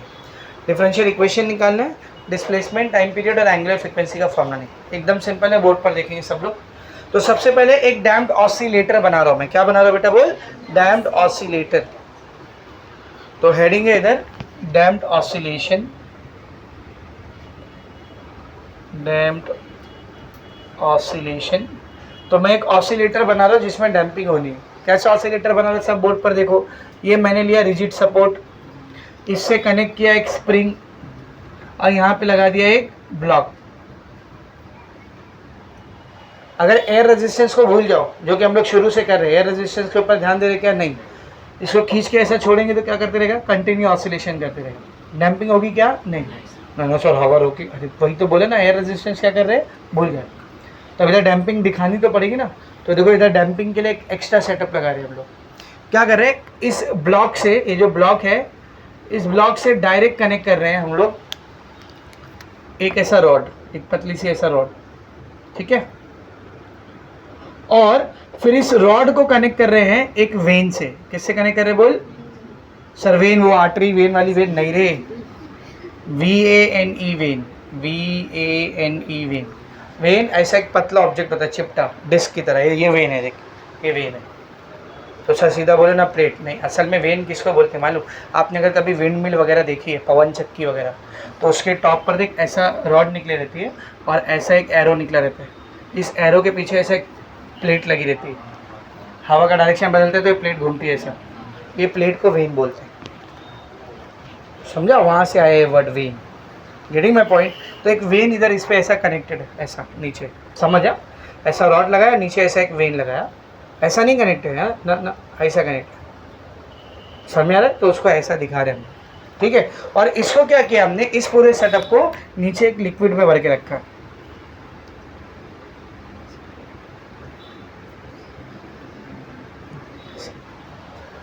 तो अब ये एक डैम्प्ड ऑसिलेटर बन चुका है। क्या बन चुका है? ऐसे कैसे डैम्प्ड ऑसिलेटर बन गया सर? ये ब्लॉक को नीचे खींच के छोड़ो, अब ये नॉर्मल ऑसिलेशन नहीं करेगा। जब ये ब्लॉक नीचे आएगा तो ब्लॉक के साथ साथ वेन भी नीचे है। वेन भी किधर जाएगी? नीचे। जितनी वेलोसिटी ब्लॉक की रहेगी सेम उतनी वेलोसिटी वेन की रहेगी, क्योंकि दोनों डायरेक्टली कनेक्टेड है, दोनों एक ही बॉडी की तरह काम कर रहे हैं। अब जब वेन पानी में नीचे जा रही है तो पानी वेन के ऊपर क्या करेगा? अपोजिट डायरेक्शन में फोर्स लगाएगा। ये पानी का फ्रिक्शनल फोर्स होता है। किसी भी लिक्विड में हम लोग जिस डायरेक्शन में मूव करते हैं ना, लिक्विड अपने को उसके अपोजिट डायरेक्शन पे क्या लगाता है? फोर्स लगाता है। इस फोर्स को हम लोग ड्रैग फोर्स बोलते हैं। क्या बोलते हैं? Drag force. जब पानी में कूदो तो पानी अपने को ऊपर फेंकता है, थोड़ा बाद में डूबते हैं हम लोग, मालूम है ना? जब पानी में हम लोग कूदते हैं तो हमारा पूरा वेट फोर्स पानी में नीचे की तरफ लगता है, तो पानी खुन्नस में आके ऊपर की तरफ फोर्स लगाता है, समझ रहे? ऊपर की तरफ फोर्स लगाता है। कौन सा फोर्स बोलते हैं उसको? Drag force. तो जैसे जैसे हम लोग पानी में नीचे आएंगे, पानी हमारे ऊपर की तरफ फोर्स लगाएगा, ड्रैग फोर्स। असल में वो ड्रैग फोर्स नहीं, जब हम लोग पानी में कूदते हैं, पानी हमको ऊपर फेंकता है, उसको अप थ्रस्ट कहा जाता है। क्या कहा जाता है? Up thrust. लेकिन वो क्या है, उसके लिए आपको बायंसी समझनी पड़ेगी, जो कि आप ऑलरेडी पढ़ के आ रहे हो। आर्किमिडीज प्रिंसिपल था तुमको लोअर स्टैंडर्ड में? आर्किमिडीज प्रिंसिपल नहीं था? आर्किमिडीज का उसूल नहीं था तुम लोग को? आर्किमिडीज प्रिंसिपल क्या माँ कर रही? हाँ होगा तो पढ़े नहीं रहेंगे, वो अलग बात। क्योंकि जहाँ तक मेरे को याद है, मैंने, हमारे टीचर ने हमको आर्किमिडीज प्रिंसिपल 8वीं या 9वीं में पढ़ाए थे। हाँ लॉकडाउन था और वो रिड्यूस हो गया था। गुड। हाँ चलो कोई नहीं, बायंसी, आर्किमिडीज प्रिंसिपल, ये सब मैं आपको पढ़ाऊंगा वापस चैप्टर नंबर 2 में, मैकेनिकल प्रॉपर्टीज ऑफ फ्लूइड, उसमें पढ़ेंगे, ठीक है ना? चलो ध्यान से देखो। तो होगा क्या, जब ये ब्लॉक नीचे आ रहा है ना बेटा, तो वेन भी नीचे जा रही है। पानी उसके ऊपर कौन से डायरेक्शन में फोर्स लगा रहा है? अपवर्ड। तो देख ब्लॉक नीचे आना चाह रहा है और पानी उसके ऊपर ऊपर के डायरेक्शन में फोर्स लगा रही है, तो रोकने का काम करिए ना। कौन सा फोर्स है? Damping force. और जब ब्लॉक ऊपर जाने लगेगा तब ये वेन भी किधर जाने लगेगी? ऊपर। अब देख वेन का मूवमेंट ऊपर हो रहा है ना, तो पानी का ड्रैग फोर्स किधर लगेगा? नीचे लगेगा। तो जब ब्लॉक नीचे जा रहा होगा, सॉरी ऊपर जा रहा होगा, तो पानी उसके ऊपर फोर्स नीचे की तरफ लगा के उसको रोकने की कोशिश करेगा। और जब ब्लॉक नीचे आ रहा होगा तो पानी उसके ऊपर फोर्स ऊपर की तरफ लगा के उसको रोकने की कोशिश करेगा। तो यहाँ पे जो पानी का ड्रैग फोर्स है, पानी का जो ड्रैग फोर्स है, वो यहाँ पे डैम्पिंग फोर्स का काम कर रहा है। समझ में आ रहा है? डैम्पिंग फोर्स का काम कर रहा है। कौन कर रहा है, समझा बेटा? अब आप ही इमेजिन करो ना, ये पूरा सेटअप हटा दो, ये पूरा सेटअप हटा दो और फिर ब्लॉक को खींच के छोड़ो, बहुत ज़्यादा ऑसिलेशंस करेगा। फिर ये सेटअप लगा के खींच के छोड़ो, थोड़े टाइम में उसका एम्पलीट्यूड धीरे धीरे धीरे रुक गया। सही है। तो ये एक डैम्प्ड ऑसिलेटर का डायग्राम मैंने बनाया। This is when, this is liquid, ये क्या है बेटा ब्लॉक, ये क्या है बेटा स्प्रिंग रिजिड सपोर्ट या फिक्स सपोर्ट भी आप उसको बोल सकते हो। तो एक डैम्प्ड ऑसिलेटर का मैंने डायग्राम बना। अब हमको करना क्या है, जो डैम्पिंग फोर्स यहाँ पे लग रहा है ना, पहले उसकी वैल्यू निकालनी है। किसकी वैल्यू निकालनी है? डैम्पिंग फोर्स की। तो बेटा मेरे को एक बात बताना, जब ये ब्लॉक को हल्का सा खींच के छोड़ेंगे, मतलब कम वेलोसिटी से नीचे आ रहा है, तो वेन की भी वेलोसिटी क्या रहेगी? कम। और जब वेन की वेलोसिटी कम रहेगी तो ड्रैग फोर्स भी कैसा लगेगा? कम। पानी है, एक में कोई ऑब्जेक्ट ऐसे मूव कर रहा है और दूसरे केस में एक ऑब्जेक्ट ऐसा मूव कर रहा है, कहाँ पर पानी ज़्यादा रेजिस्टेंस लगाएगा? दूसरे केस में ना, जहाँ पर ज़्यादा स्पीड से ऑब्जेक्ट मूव कर रहा है उधर ड्रैग फोर्स भी ज़्यादा लगेगा। In short drag force velocity पे डिपेंड करता है। स्टोक्स लॉ पढ़ेंगे हम लोग सेकेंड चैप्टर में। ड्रैग फोर्स किस पे डिपेंड करता है बोल? किस पे डिपेंड करता है बोल? वेलोसिटी पे। ज़्यादा वेलोसिटी ज़्यादा ड्रैग फोर्स लगेगा, कम वेलोसिटी है कम ड्रैग फोर्स लगेगा।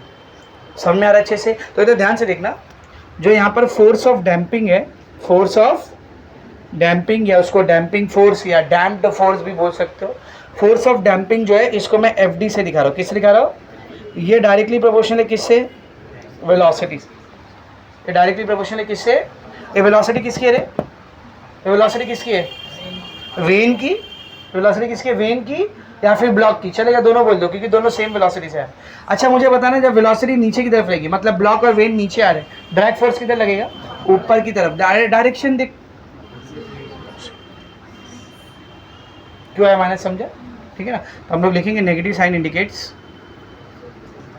Negative sign indicates that damping force, कौन सा फोर्स? डैम्पिंग फोर्स, जो कि असल में यहाँ पे कौन सा फोर्स है रे? ड्रैग फोर्स है, पानी का ड्रैग फोर्स है। ड्रैग फोर्स एंड वेलोसिटी, किसकी वेलोसिटी? किसकी वेलोसिटी? वेलोसिटी ऑफ वेन बोलो या फिर वेलोसिटी ऑफ ब्लॉक बोलो, दोनों की same velocity, are opposite in direction. दोनों का डायरेक्शन कैसे बेटा? अपोजिट। यहाँ तक ठीक? यहाँ तक ठीक? प्रोपोर्शनैलिटी का सिंबल हटेगा, क्या आएगा बेटा? कांस्टेंट आएगा। तो एफ डी को ऐसे रहने दो, प्रोपोर्शनैलिटी का सिंबल हटा, इक्वल टू माइनस वी। यहाँ पर जो कांस्टेंट आता है उसको बी से दिखाते हैं। किससे दिखाते बोल? बी से। किससे दिखाते हैं? बी से। रिस्टोरिंग फोर्स में क्या आया था? एंगुलर एक्सेलरेशन में सी आया था, टॉर्शन कांस्टेंट। यहाँ पर क्या आता है बेटा? बी आ गया। इसको डैम्पिंग कांस्टेंट बोलते हैं। क्या बोलते बोल? Damping constant. देख नाम दिए गए तुम लोग को, where B is the damping constant. हाँ नाम दिया है, इधर ध्यान से देखो। बी कौन है इधर? कांस्टेंट ऑफ प्रोपोर्शनैलिटी, जिसका नाम क्या है? नोन एज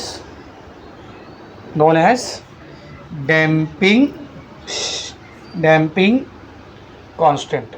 तो ये आ गया मेरे को डैम्पिंग फोर्स का फॉर्मूला। किसका फॉर्मूला आ गया? ये फोर्स किस पे लग रहा है? ब्लॉक पे लग रहा है। किस पे लग रहा है? ब्लॉक पे। क्या ब्लॉक पे ये अकेला फोर्स लग रहा है और कोई फोर्स नहीं लग रहा है?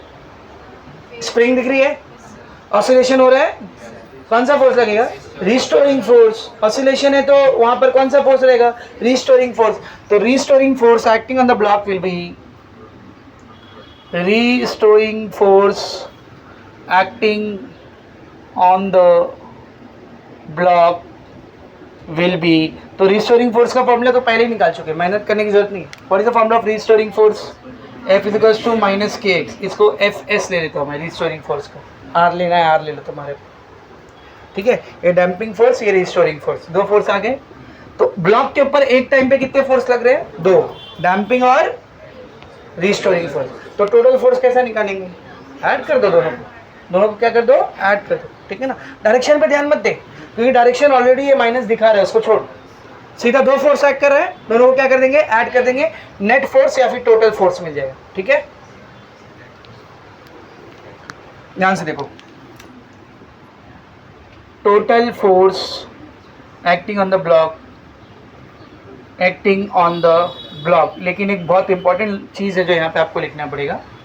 क्या लिख रहे हो? देख, नेग्लेक्ट मार रहे हैं हम लोग, इग्नोर मार रहे हैं। ग्रेविटेशनल फोर्स है कि नहीं? उसको तो गायब ही कर दी ना हम लोग पिक्चर से, वो भी तो इस पर एक्ट ही करेगा ना कि ग्रेविटी गायब हो गई इसके लिए, है ना। तो ग्रेविटेशनल फोर्स भी तो लग रहा है ना, उसको क्या कर रहे हैं हम लोग? नेग्लेक्ट कर रहे हैं। तो दो फोर्स इधर एक्ट कर रहे हैं, कौन से? डैम्पिंग फोर्स और रिस्टोरिंग फोर्स। तो टोटल फोर्स क्या रहेगा? F is equals to damping force plus restoring force. सही है। F को ऐसी रहने दे, FD का वैल्यू माइनस BV, किसकी BV? माइनस BV, मेरी तेरी ऐसा चप्पल ही चप्पल मारो, मुंह चप्पल जैसा हो जाए। आगे देख, रिस्टोरिंग फोर्स की वैल्यू क्या है? Minus KX। आपकी बोलता हाँ, ये भी बात सही है, और किसी की इधर है भी नहीं। माइनस BV ऐसी रखेंगे, plus minus minus plus minus minus KX is equal to F।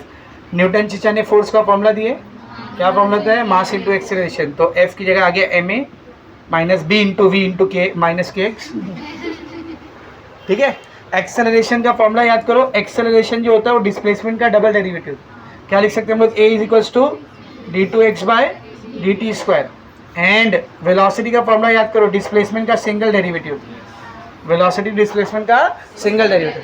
तो A की जगह ये वैल्यू रख दे, V की जगह ये वैल्यू रख दे, क्या हो जाएगा? m d2x by dt square minus B, V की जगह ये फॉर्मूला रख दे, dx by dt minus kx। ये दोनों इधर माइनस में ना, यहाँ आएगा तो m d2x by dt square plus b dx by dt plus kx is equals to, this is the differential equation of damped oscillation. Differential equation of damped oscillation. तो तीनों का डिफरेंशियल इक्वेशन निकाल के दिखाया मैंने आपको। लीनियर एसएचएम का था d2x by dt square plus omega square x is equals to 0, correct है। एंगुलर एसएचएम का था I d2 theta by dt square, है ना, plus c theta is equals to 0, ये कल किए थे एंगुलर एसएचएम। और this is the differential equation of damped oscillation, m d2x by dt square plus b dx by dt plus kx is equals to 0। Now it is a equation ना, equation है, भले से differential equation है पर है तो equation ना। हर equation में होती है वेरिएबल। इधर कौन है वेरिएबल? x। इधर कौन है बेटा वेरिएबल? x। इक्वेशन को सॉल्व करना मतलब वेरिएबल की वैल्यू निकालना। क्वाड्रेटिक इक्वेशन दिया x square plus 2x plus 3 is equals to 0, solve करना मतलब x की वैल्यू निकालना। ये डिफरेंशियल इक्वेशन है, इसको सॉल्व करना मतलब x की वैल्यू निकालना। तो अब इस डिफरेंशियल इक्वेशन को हम लोग सॉल्व करेंगे। नहीं भाग, मैथ्स का टॉपिक है वो, मैथ्स वाले सीखेंगे। मैथ्स में तुम लोग को चैप्टर नंबर 5 है मेरे ख्याल से, डिफरेंशियल इक्वेशन, उसमें सीखेंगे ऐसे प्यारी प्यारी डिफरेंशियल इक्वेशन को कैसे मेहनत करके सॉल्व करते हैं हम लोग, समझ रहे? तो यहाँ पे वो नहीं करते बैठेंगे, यहाँ पे डायरेक्ट लिखेंगे। क्या लिखेंगे इधर ध्यान से देख, solving this differential equation will give. ये डिफरेंशियल इक्वेशन अगर हम लोग सॉल्व करेंगे तो हमको वैल्यू मिलेगी। किसकी वैल्यू मिलेगी? सॉल्व करना मतलब वेरिएबल की वैल्यू निकालना ना। इधर वेरिएबल कौन है? x। तो जब हम लोग इसको सॉल्व करेंगे मैथमेटिक्स लगा करके, इस डिफरेंशियल इक्वेशन को सॉल्व करेंगे तो x की वैल्यू मिलेगी a into e raise to minus B T by 2m cos of omega dash T plus 5, ये वैल्यू। अब खुश हो जाओ कि सॉल्व नहीं करें हम लोग, डायरेक्ट लिखना अपने को, यहाँ कोई सॉल्व करने की जरूरत नहीं, डायरेक्ट लिखना है। Nobody will cut your marks, ठीक है ना। नॉन मैथ्स बच्चे भी पढ़ते हैं ना फिजिक्स, तो उनको हजम करने लायक रखना है फिजिक्स, समझ रहे? इसको जब हम लोग सॉल्व करेंगे तो ये इक्वेशन है, x is equal to a into e raise to minus B T by 2m cos omega dash T plus 5। किसकी इक्वेशन है ये? किसकी इक्वेशन है? डिस्प्लेसमेंट की। किसकी इक्वेशन है? डिस्प्लेसमेंट की। कौन सा ऑसिलेशन चल रहा है? Damped oscillation. क्या डैम्प्ड ऑसिलेशन भी हार्मोनिक मोशन होता है? बिल्कुल होता है। और इधर क्या है? कॉस। कॉस का फंक्शन है, साइन और कॉस फंक्शन क्या कहलाते हैं? Harmonic function. मतलब इसकी इक्वेशन में भी हार्मोनिक फंक्शन आ रहा है ना, तो ये भी कौन सा मोशन है? Harmonic motion. इसीलिए उधर डेफिनेशन में आपको डैम्प्ड हार्मोनिक ऑसिलेशन लिखा। क्या लिखा था? Damped harmonic oscillation. अब जरा याद करो, x is equal to a sin omega t plus 5, जो कि हमने लीनियर एसएचएम की इक्वेशन पढ़े थे, उसमें sin ओमेगा t प्लस 5 से पहले जो a रहता था वो एम्पलीट्यूड होता था। इसमें cos ओमेगा t प्लस 5 से पहले ये जो पूरा टर्म है कौन है? ये एम्पलीट्यूड है। कौन है बोल? Amplitude. Where amplitude is equal to a into e raise to minus B T by 2m, a into e raise to minus B T by 2m। ये डैम्प्ड ऑसिलेशन के एम्पलीट्यूड निकालने का फॉर्मूला है। आप जरा यहाँ पे इधर देखिए, इधर देखिए, ज़रा यहाँ पे ध्यान दे बेटा। हाँ, एम्पलीट्यूड की वैल्यू क्या आ रही है, एम्पलीट्यूड की वैल्यू क्या आ रही है, a into e raise to minus B T by 2m। देख ए का वैल्यू कांस्टेंट है, एकदम शुरुआत में जो एम्पलीट्यूड रहेगा, जस्ट ऑसिलेशन शुरू है तो जो सबसे ज़्यादा एम्पलीट्यूड रहेगा वो तुम्हारा ए है। बी कांस्टेंट, नाम ही उसका कांस्टेंट है, डैम्पिंग कांस्टेंट। बी का नाम क्या है, damping constant. M mass of the block, mass of the block वो भी क्या है, फिक्स है। बचा कौन, टाइम। जैसे जैसे टाइम चेंज करोगे एम्पलीट्यूड की वैल्यू क्या होगी, चेंज होगी। अभी मैंने आपको बताया डैम्पिंग ऑसिलेशन में क्या होता है, जैसे जैसे टाइम गुजरता है एम्पलीट्यूड डिक्रीज होता है। देखते होगा कि नहीं, इधर ध्यान से देख, इस ए को ऐसे रहने दे, ये ई रेस टू माइनस है ना, नीचे लेके जाएंगे तो e raise to plus b T by 2m आएगा। अब जरा ध्यान से देख, जैसे जैसे ये टी बढ़ेगा, ये पावर के अंदर ये जो नंबर है ये बढ़ेगा। किसी भी चीज के ऊपर के पावर का नंबर बढ़ाते हैं तो ओवरऑल वैल्यू क्या होती है, बढ़ती है। और अपॉन के नीचे की वैल्यू बढ़ेगी तो फाइनल आंसर घटेगा। समझा? तो जैसे जैसे आप टाइम को बढ़ाते जाओगे नीचे की वैल्यू बढ़ते जाएगी और फाइनल एम्पलीट्यूड का आंसर कम हो जाएगा। यानी with increasing time the amplitude will keep on decrease. समझ में आ रहा अच्छे से? तो इधर ध्यान से देख, ग्राफ अगर आप इसका बनाना चाहोगे तो कुछ ऐसा ग्राफ मिलेगा आपको, जरा ध्यान से देखना है बेटा। कुछ ऐसा ग्राफ मिलेगा आपको। ये लिया मैंने वाई एक्सिस, ठीक है, ये लिया मैंने वाई एक्सिस, इस पे हम लोग दिखा रहे हैं एम्पलीट्यूड को। किसको दिखा रहे हैं बोल, एम्पलीट्यूड को। और ये लिया मैंने एक्स एक्सिस, इस पे दिखा रहे हैं हम लोग टाइम को। किसको दिखा रहे हैं बेटा, टाइम को। तो जब टाइम जीरो रहेगा उस टाइम पर एम्पलीट्यूड सबसे मैक्सिमम रहेगा, जब एकदम स्टार्ट हुआ है तो आपका एम्पलीट्यूड सबसे मैक्सिमम रहेगा। और इधर देख क्या है बेटा, कॉस। कॉस का ग्राफ कभी भी यहाँ से चालू नहीं होता है, गलती मत करना। कॉस का ग्राफ यहाँ से चल, ये तुम्हारा ए है। और जैसे जैसे टाइम आगे जाएगा एम्पलीट्यूड क्या होता जाएगा, कम। लेकिन ग्राफ हार्मोनिक बनेगा, वो याद रखना, ग्राफ हार्मोनिक बनेगा। As the times keep on increasing, the amplitude will decrease. ऐसा कुछ आपको ग्राफ मिलेगा। एम्पलीट्यूड की वैल्यू देख कम होते जा रही है, चाहे पॉजिटिव साइड पर देखो चाहे नेगेटिव साइड पर देखो, दोनों साइड पर एम्पलीट्यूड कम होते जा रहा है। दिख रहा है बेटा? दिस इज योर डिस्प्लेसमेंट का इक्वेशन। अब और किसी किसकी इक्वेशन निकालनी है, एंगुलर वेलोसिटी और टाइम पीरियड। डिराइव करके नहीं, डायरेक्ट लिखनी है, डायरेक्ट लिखनी, कोई डेरिवेशन उसका नहीं तुमको। क्या होता है जरा इधर ध्यान से देख, डैम्प्ड ऑसिलेशन की जो एंगुलर वेलोसिटी होती है, जिसको हम लोग ओमेगा से नहीं दिखाते, किससे दिखाते हैं, ओमेगा डैश से दिखाते हैं, वो निकालना है। और डैम्प्ड ऑसिलेशन के टाइम पीरियड का फॉर्मूला निकालना है, दो चीज़ का, ओमेगा डैश और टाइम पीरियड। तो बेटा लीनियर एसएचएम का ओमेगा क्या होता है, याद कर, under root K by M. याद है, लीनियर एसएचएम का ओमेगा क्या होता है, under root K by M. और टाइम पीरियड क्या होता है, 2 पाई बाय ओमेगा, या फिर 2 pi by divide by omega की जगह क्या आ जाएगा देख, under root K by M.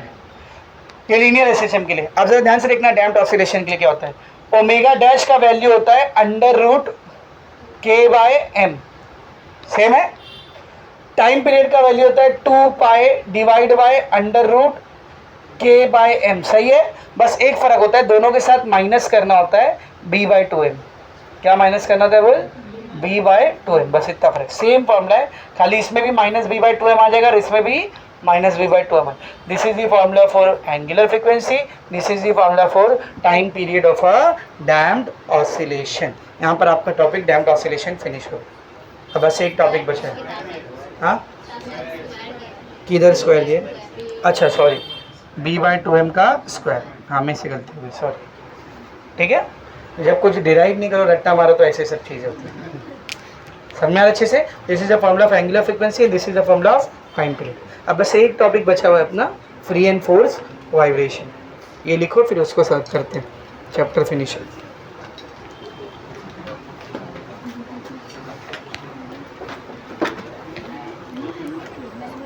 और लिखो, आज ही कराने का, चैप्टर ख़त्म करने का। आज नेक्स्ट लेक्चर में खाली न्यूमेरिकल करेंगे, लिखो फटाफट, फाइल तो कर।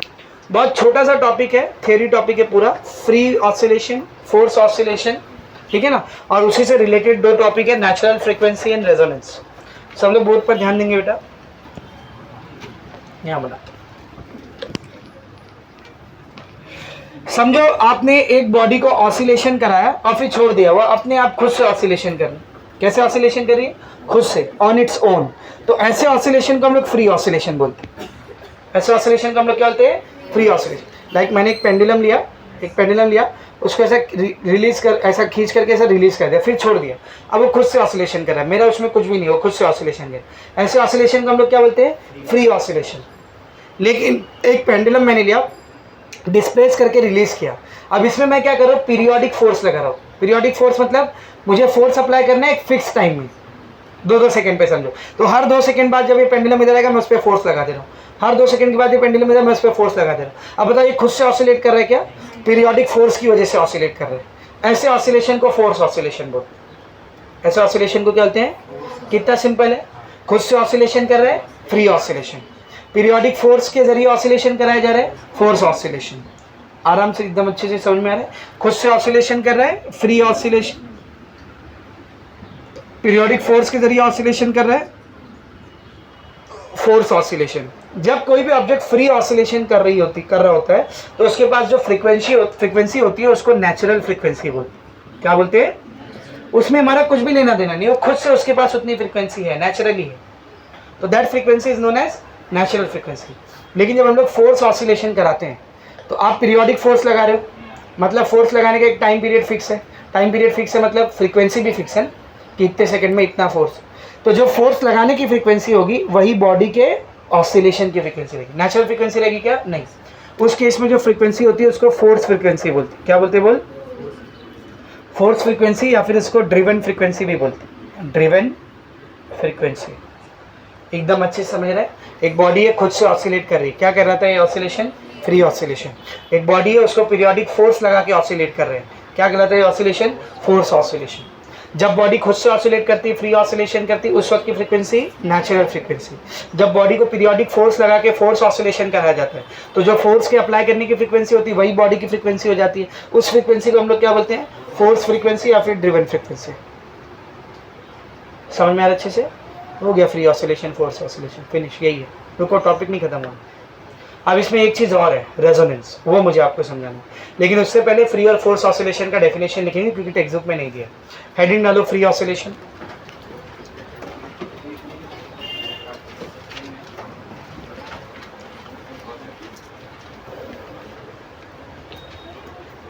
ये तो हेडिंग फ्री ऑसिलेशन डाले, heading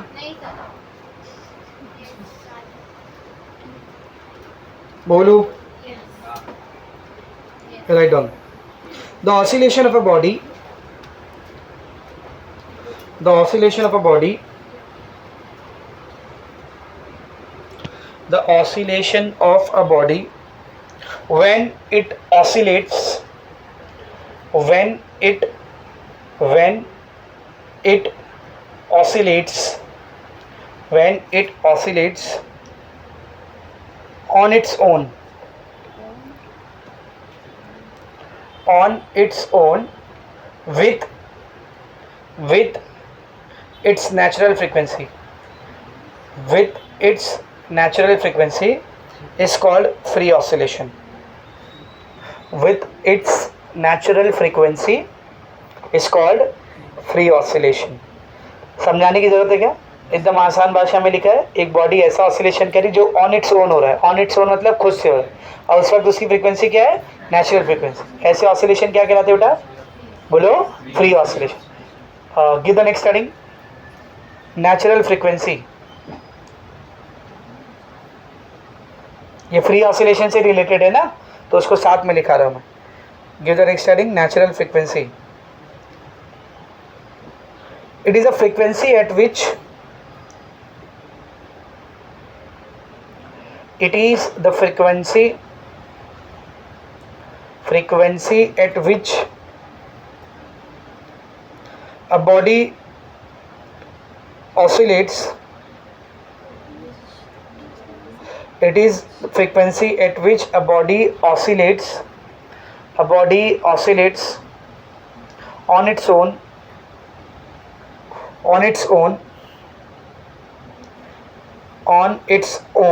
OWN, on its own, in the absence of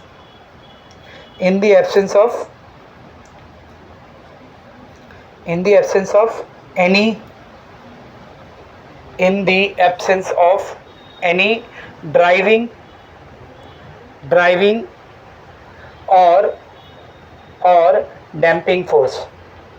Driving or damping force. मतलब समझा, ये वो फ्रीक्वेंसी है जिस फ्रीक्वेंसी के साथ बॉडी खुद ब खुद ऑन इट्स ओन ऑसिलेट करती है, इन दी एब्सेंस ऑफ, मतलब मौजूद नहीं है। क्या नहीं मौजूद है? ना तो कोई ड्राइविंग फोर्स है, ना तो बाहर से लगने वाला कोई ड्राइविंग फोर्स है, और ना तो बाहर से लगने वाला कोई डैम्पिंग फोर्स। बॉडी खुद से ऑसिलेट करे, उस वक्त जो उसकी फ्रीक्वेंसी वो क्या कहलाएगी? Natural frequency. 2 हो गया। ये तो third heading, force oscillation.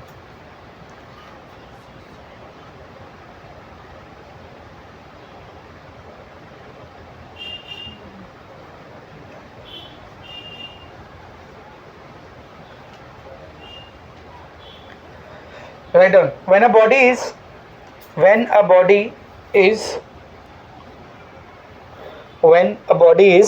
subjected to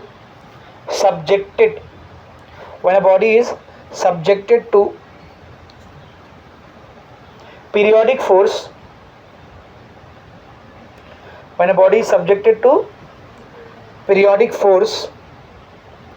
it oscillates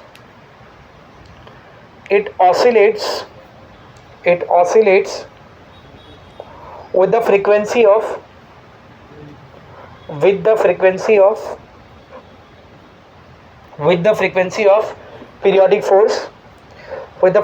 of periodic force, bracket में लिखो, with force frequency, bracket close, with force frequency, bracket close. Such oscillations are called forced oscillation.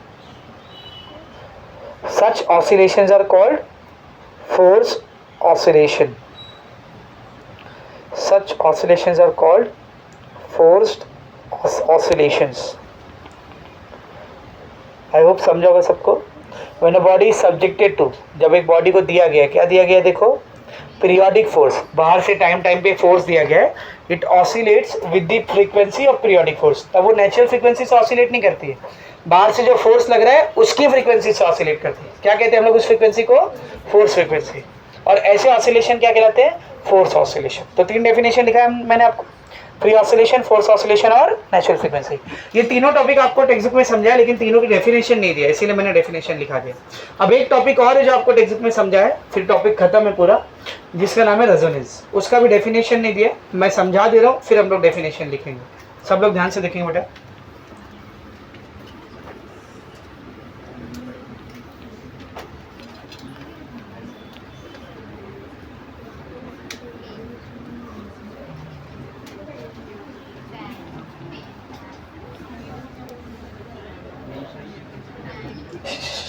इधर देख, बोर्ड पे देख, रेजोनेंस पढ़ रहे हैं अभी हम लोग। क्या पढ़ रहे हैं बेटा? बहुत इंपॉर्टेंट टॉपिक है। इसके जस्ट बाद वाला जो चैप्टर है सुपरपोजिशन ऑफ वेव, उसमें भी आएगा रेजोनेंस। वहाँ पे म्यूजिकल इंस्ट्रूमेंट्स पढ़ेंगे हम लोग, गिटार, सितार, फ्लूट वगैरह वगैरह वगैरह, बहुत सारे म्यूजिकल इंस्ट्रूमेंट्स, उसमें रेजोनेंस का कंसेप्ट आएगा। इसी टेक्स्ट बुक में आपको आगे एक चैप्टर है एसी सर्किट्स। क्या है? एसी सर्किट, उसमें रेजोनेंस का कंसेप्ट आएगा। तो ये पढ़ा अभी रहा हूँ, काम और 2 चैप्टर में आने वाले हो, तो ज़रा ध्यान से देखो रेजोनेंस किसको बोलते हैं। समझ, एक बॉडी है खुद से ऑसिलेट कर रही है, उस वक्त उसके पास जो फ्रीक्वेंसी रहेगी क्या कहलाएगी? Natural frequency. क्या कहलाएगी बेटा? तो हम लोग एग्जांपल लेते हैं स्विंग वाले झूले की।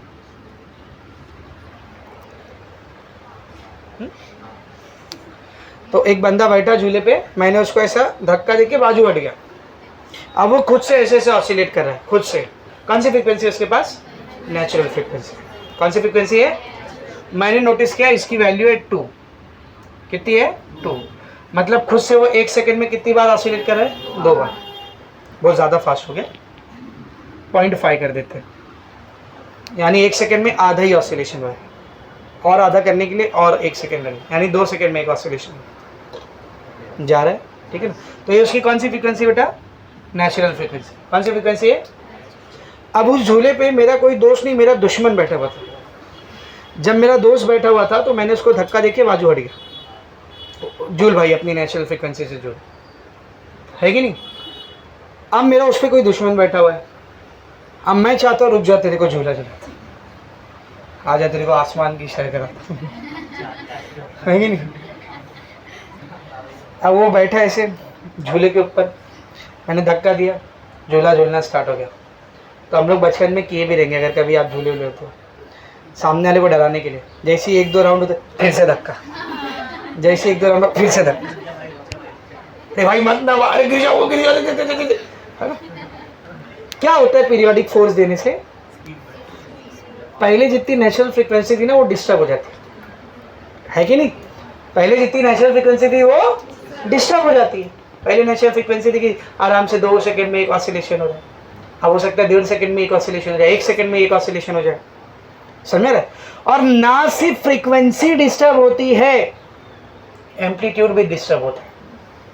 नेचुरली अगर वो ऐसा झूल रहा था तो पीरियोडिक फोर्स देने पे ऐसा, तभी तो जान इधर आती है, ए भाई मत ना प्लीज। एक तो फ्रीक्वेंसी फास्ट हो जाती है और ऊपर से एम्पलीट्यूड बढ़ जाता है।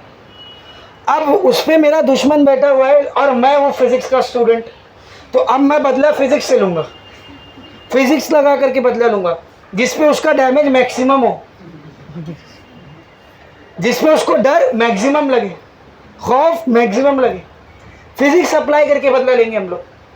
सबसे ज़्यादा खौफ कब लगेगा, जब उसका एम्पलीट्यूड मैक्सिमम हो, सबसे ज़्यादा हो, मतलब इससे ज़्यादा एम्पलीट्यूड नहीं हो, मैक्सिमम एम्पलीट्यूड होना चाहिए उसका, तभी तो उसको सबसे ज़्यादा खौफ आएगा।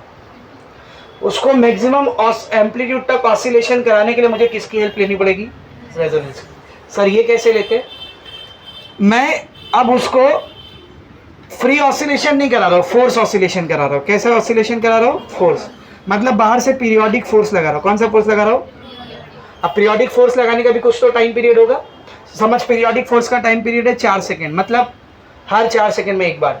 तुम खड़े थे, पहला ऑसिलेशन हो गया 2 सेकंड, दूसरा ऑसिलेशन हो गया 2 सेकंड, कितना सेकंड हुआ, 4 सेकंड। 4 सेकंड में एक बार फोर्स लगा रहे हो, 4 सेकंड में कितना फोर्स लगा रहे हो, एक बार।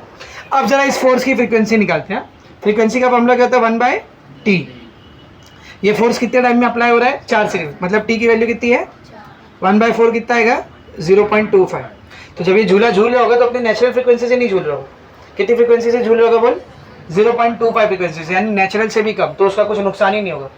उल्टा अगर उसको ऐसे ही छोड़ देता मैं, जितनी फ्रीक्वेंसी से झूलता ना, उससे कम फ्रीक्वेंसी से वो झूल रहा है, उसको और मजा आएगी, इधर दुश्मनी पूरी नहीं हुई। मैं कुछ ऐसा करूंगा कि मेरी तरफ से लगाए गए पीरियोडिक फोर्स की फ्रीक्वेंसी उस झूले की नेचुरल फ्रीक्वेंसी के बराबर हो जाए। क्या करना है समझे, पीरियोडिक फोर्स की फ्रीक्वेंसी झूले की नेचुरल फ्रीक्वेंसी से, यानी अगर मैं फोर्स नहीं लगाता, झूला खुद से झूलता, उस वक्त उसकी जो फ्रीक्वेंसी थी क्या कहलाएगी, वो फ्रीक्वेंसी नेचुरल फ्रीक्वेंसी, जो कितनी थी, 0.5। मुझे बाहर से पीरियोडिक फोर्स ऐसे लगाना है कि फोर्स अप्लाई करने की फ्रीक्वेंसी उस झूले की नेचुरल फ्रीक्वेंसी से क्या हो जाए, बराबर। तो मैंने किया शान पत्ती, मैं हर 2 सेकंड में फोर्स लगा रहा हूँ, हर 2 सेकंड में फोर्स, हर 2 सेकंड में फोर्स, यानी एक ऑसिलेशन हो गया फोर्स, एक ऑसिलेशन हो गया फोर्स, हर 2 सेकंड पे फोर्स लग रहा है। टाइम पीरियड कितना हो गया बोल, 2 सेकेंड, 1/2 कितना आ गया, 0.5। ये फोर्स अप्लाई करने की फ्रीक्वेंसी है, ये पीरियोडिक फोर्स को अप्लाई करने की फ्रीक्वेंसी, जिसको फोर्स फ्रीक्वेंसी भी बोलते हैं। फोर्स ऑसिलेशन हो रहा है, फोर्स फ्रीक्वेंसी कितनी है, 0.5। लेकिन यही फ्रीक्वेंसी नेचुरल भी थी, अगर फोर्स ऑसिलेशन नहीं होता तो यहां पर फोर्स फ्रीक्वेंसी नेचुरल फ्रीक्वेंसी के क्या हो गई है, बराबर हो गई है। इस टाइम पर ये झूले का एम्पलीट्यूड मैक्सिमम रहेगा, और इस कंडीशन को हम लोग क्या कहते हैं, रेजोनेंस। अगर तुमने पीरियोडिक फोर्स की फ्रीक्वेंसी इस फ्रीक्वेंसी से ज्यादा रखे या इससे कम रखे, वो झूले का एम्पलीट्यूड मैक्सिमम नहीं हो पाएगा, मैक्सिमम से कम रहेगा। यानी मैक्सिमम एम्पलीट्यूड सिर्फ और सिर्फ कौन सी कंडीशन में मिलता है, रेजोनेंस।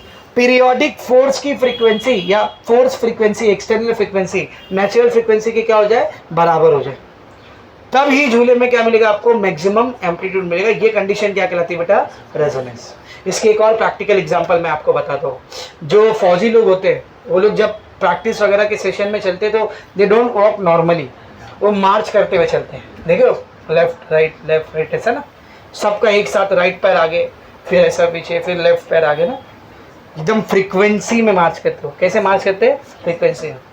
तो फौजियों को बताया जाता है कि अगर हम लोग कहीं पहाड़ी इलाके वगैरह में हैं और वहाँ पे सस्पेंशन ब्रिज है, वो ब्रिज जिसका नीचे से कोई सपोर्ट नहीं होता, इधर बंधा हुआ है उधर बंधा हुआ है और बीच में ऐसे लटक रहा है हवा में, सस्पेंशन ब्रिज है, ना नीचे से कोई सपोर्ट है ना ऊपर से कोई सपोर्ट है।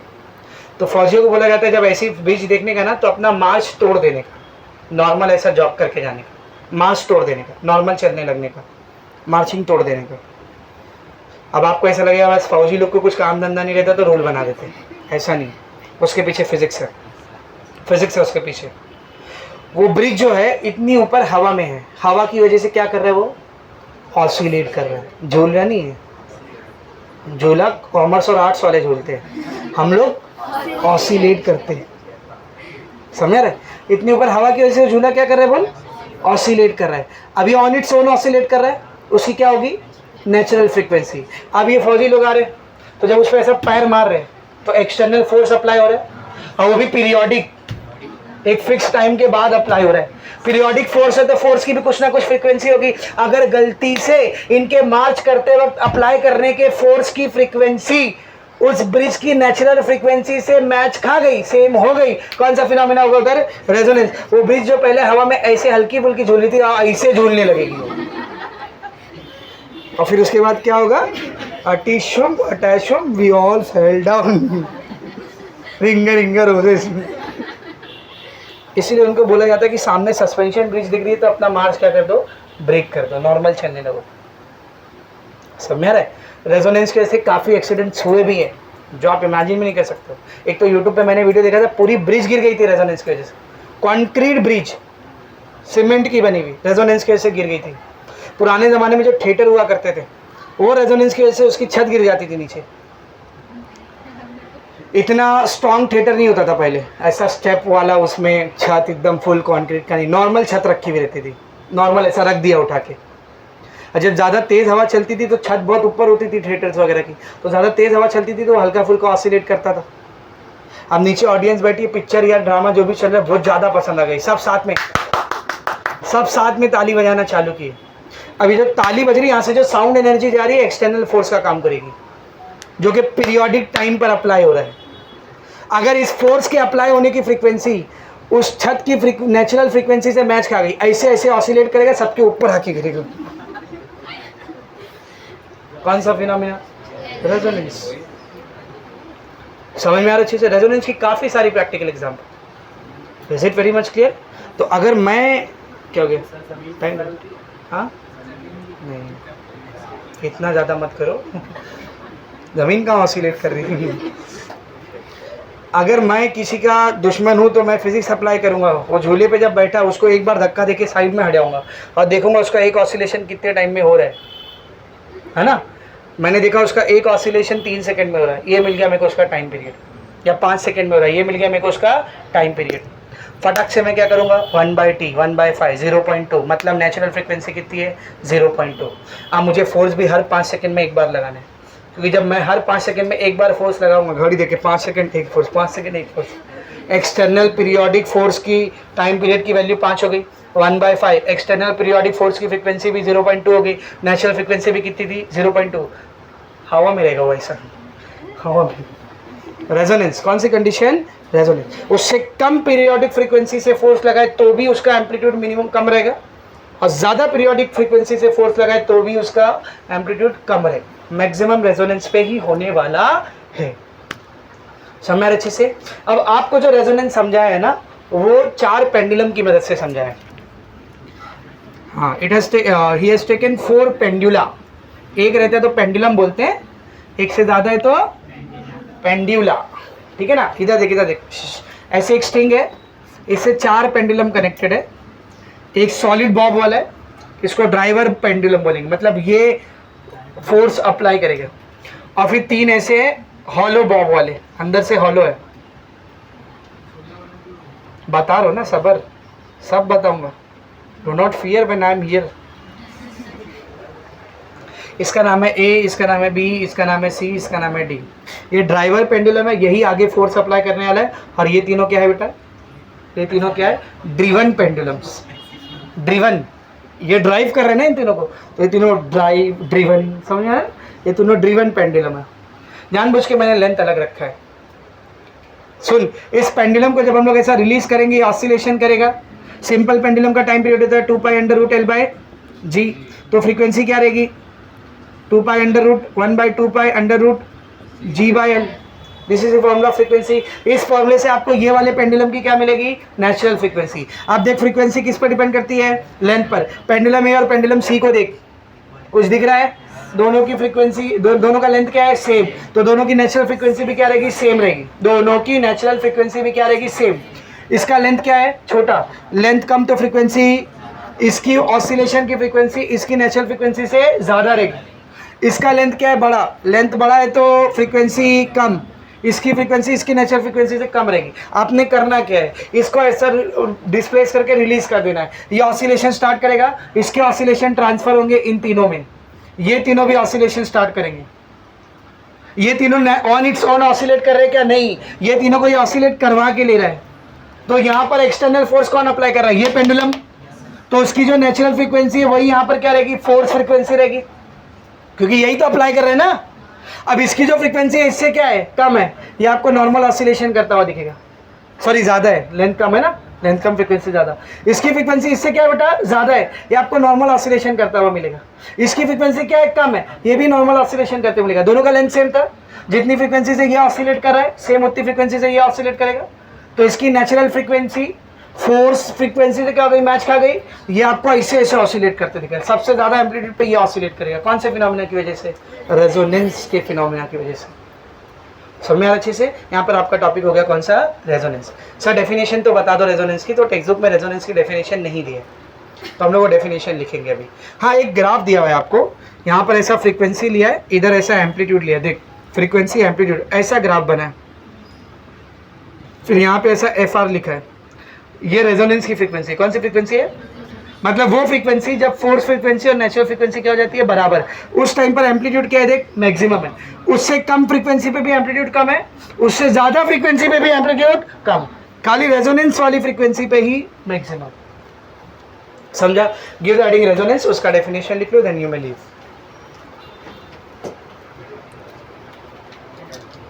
बोलो, रेजोनेंस हेडिंग डाले, लिखो, the phenomena PHENOMENON, PHENOMENON, the phenomena, बोलो आगे, the phenomena in which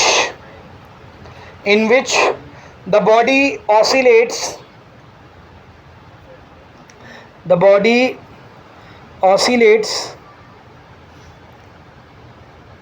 under the action of external periodic force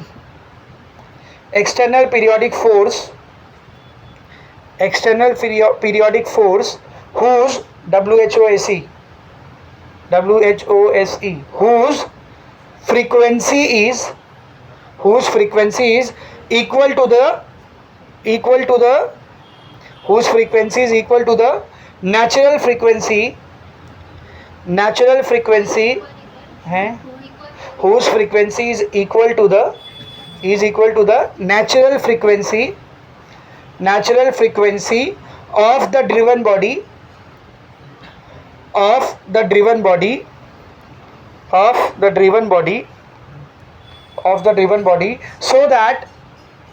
so that amplitude becomes maximum, so that amplitude becomes maximum is called resonance. So that amplitude becomes maximum is called resonance. पूरा एक बार फिर से बोलो, सुनो।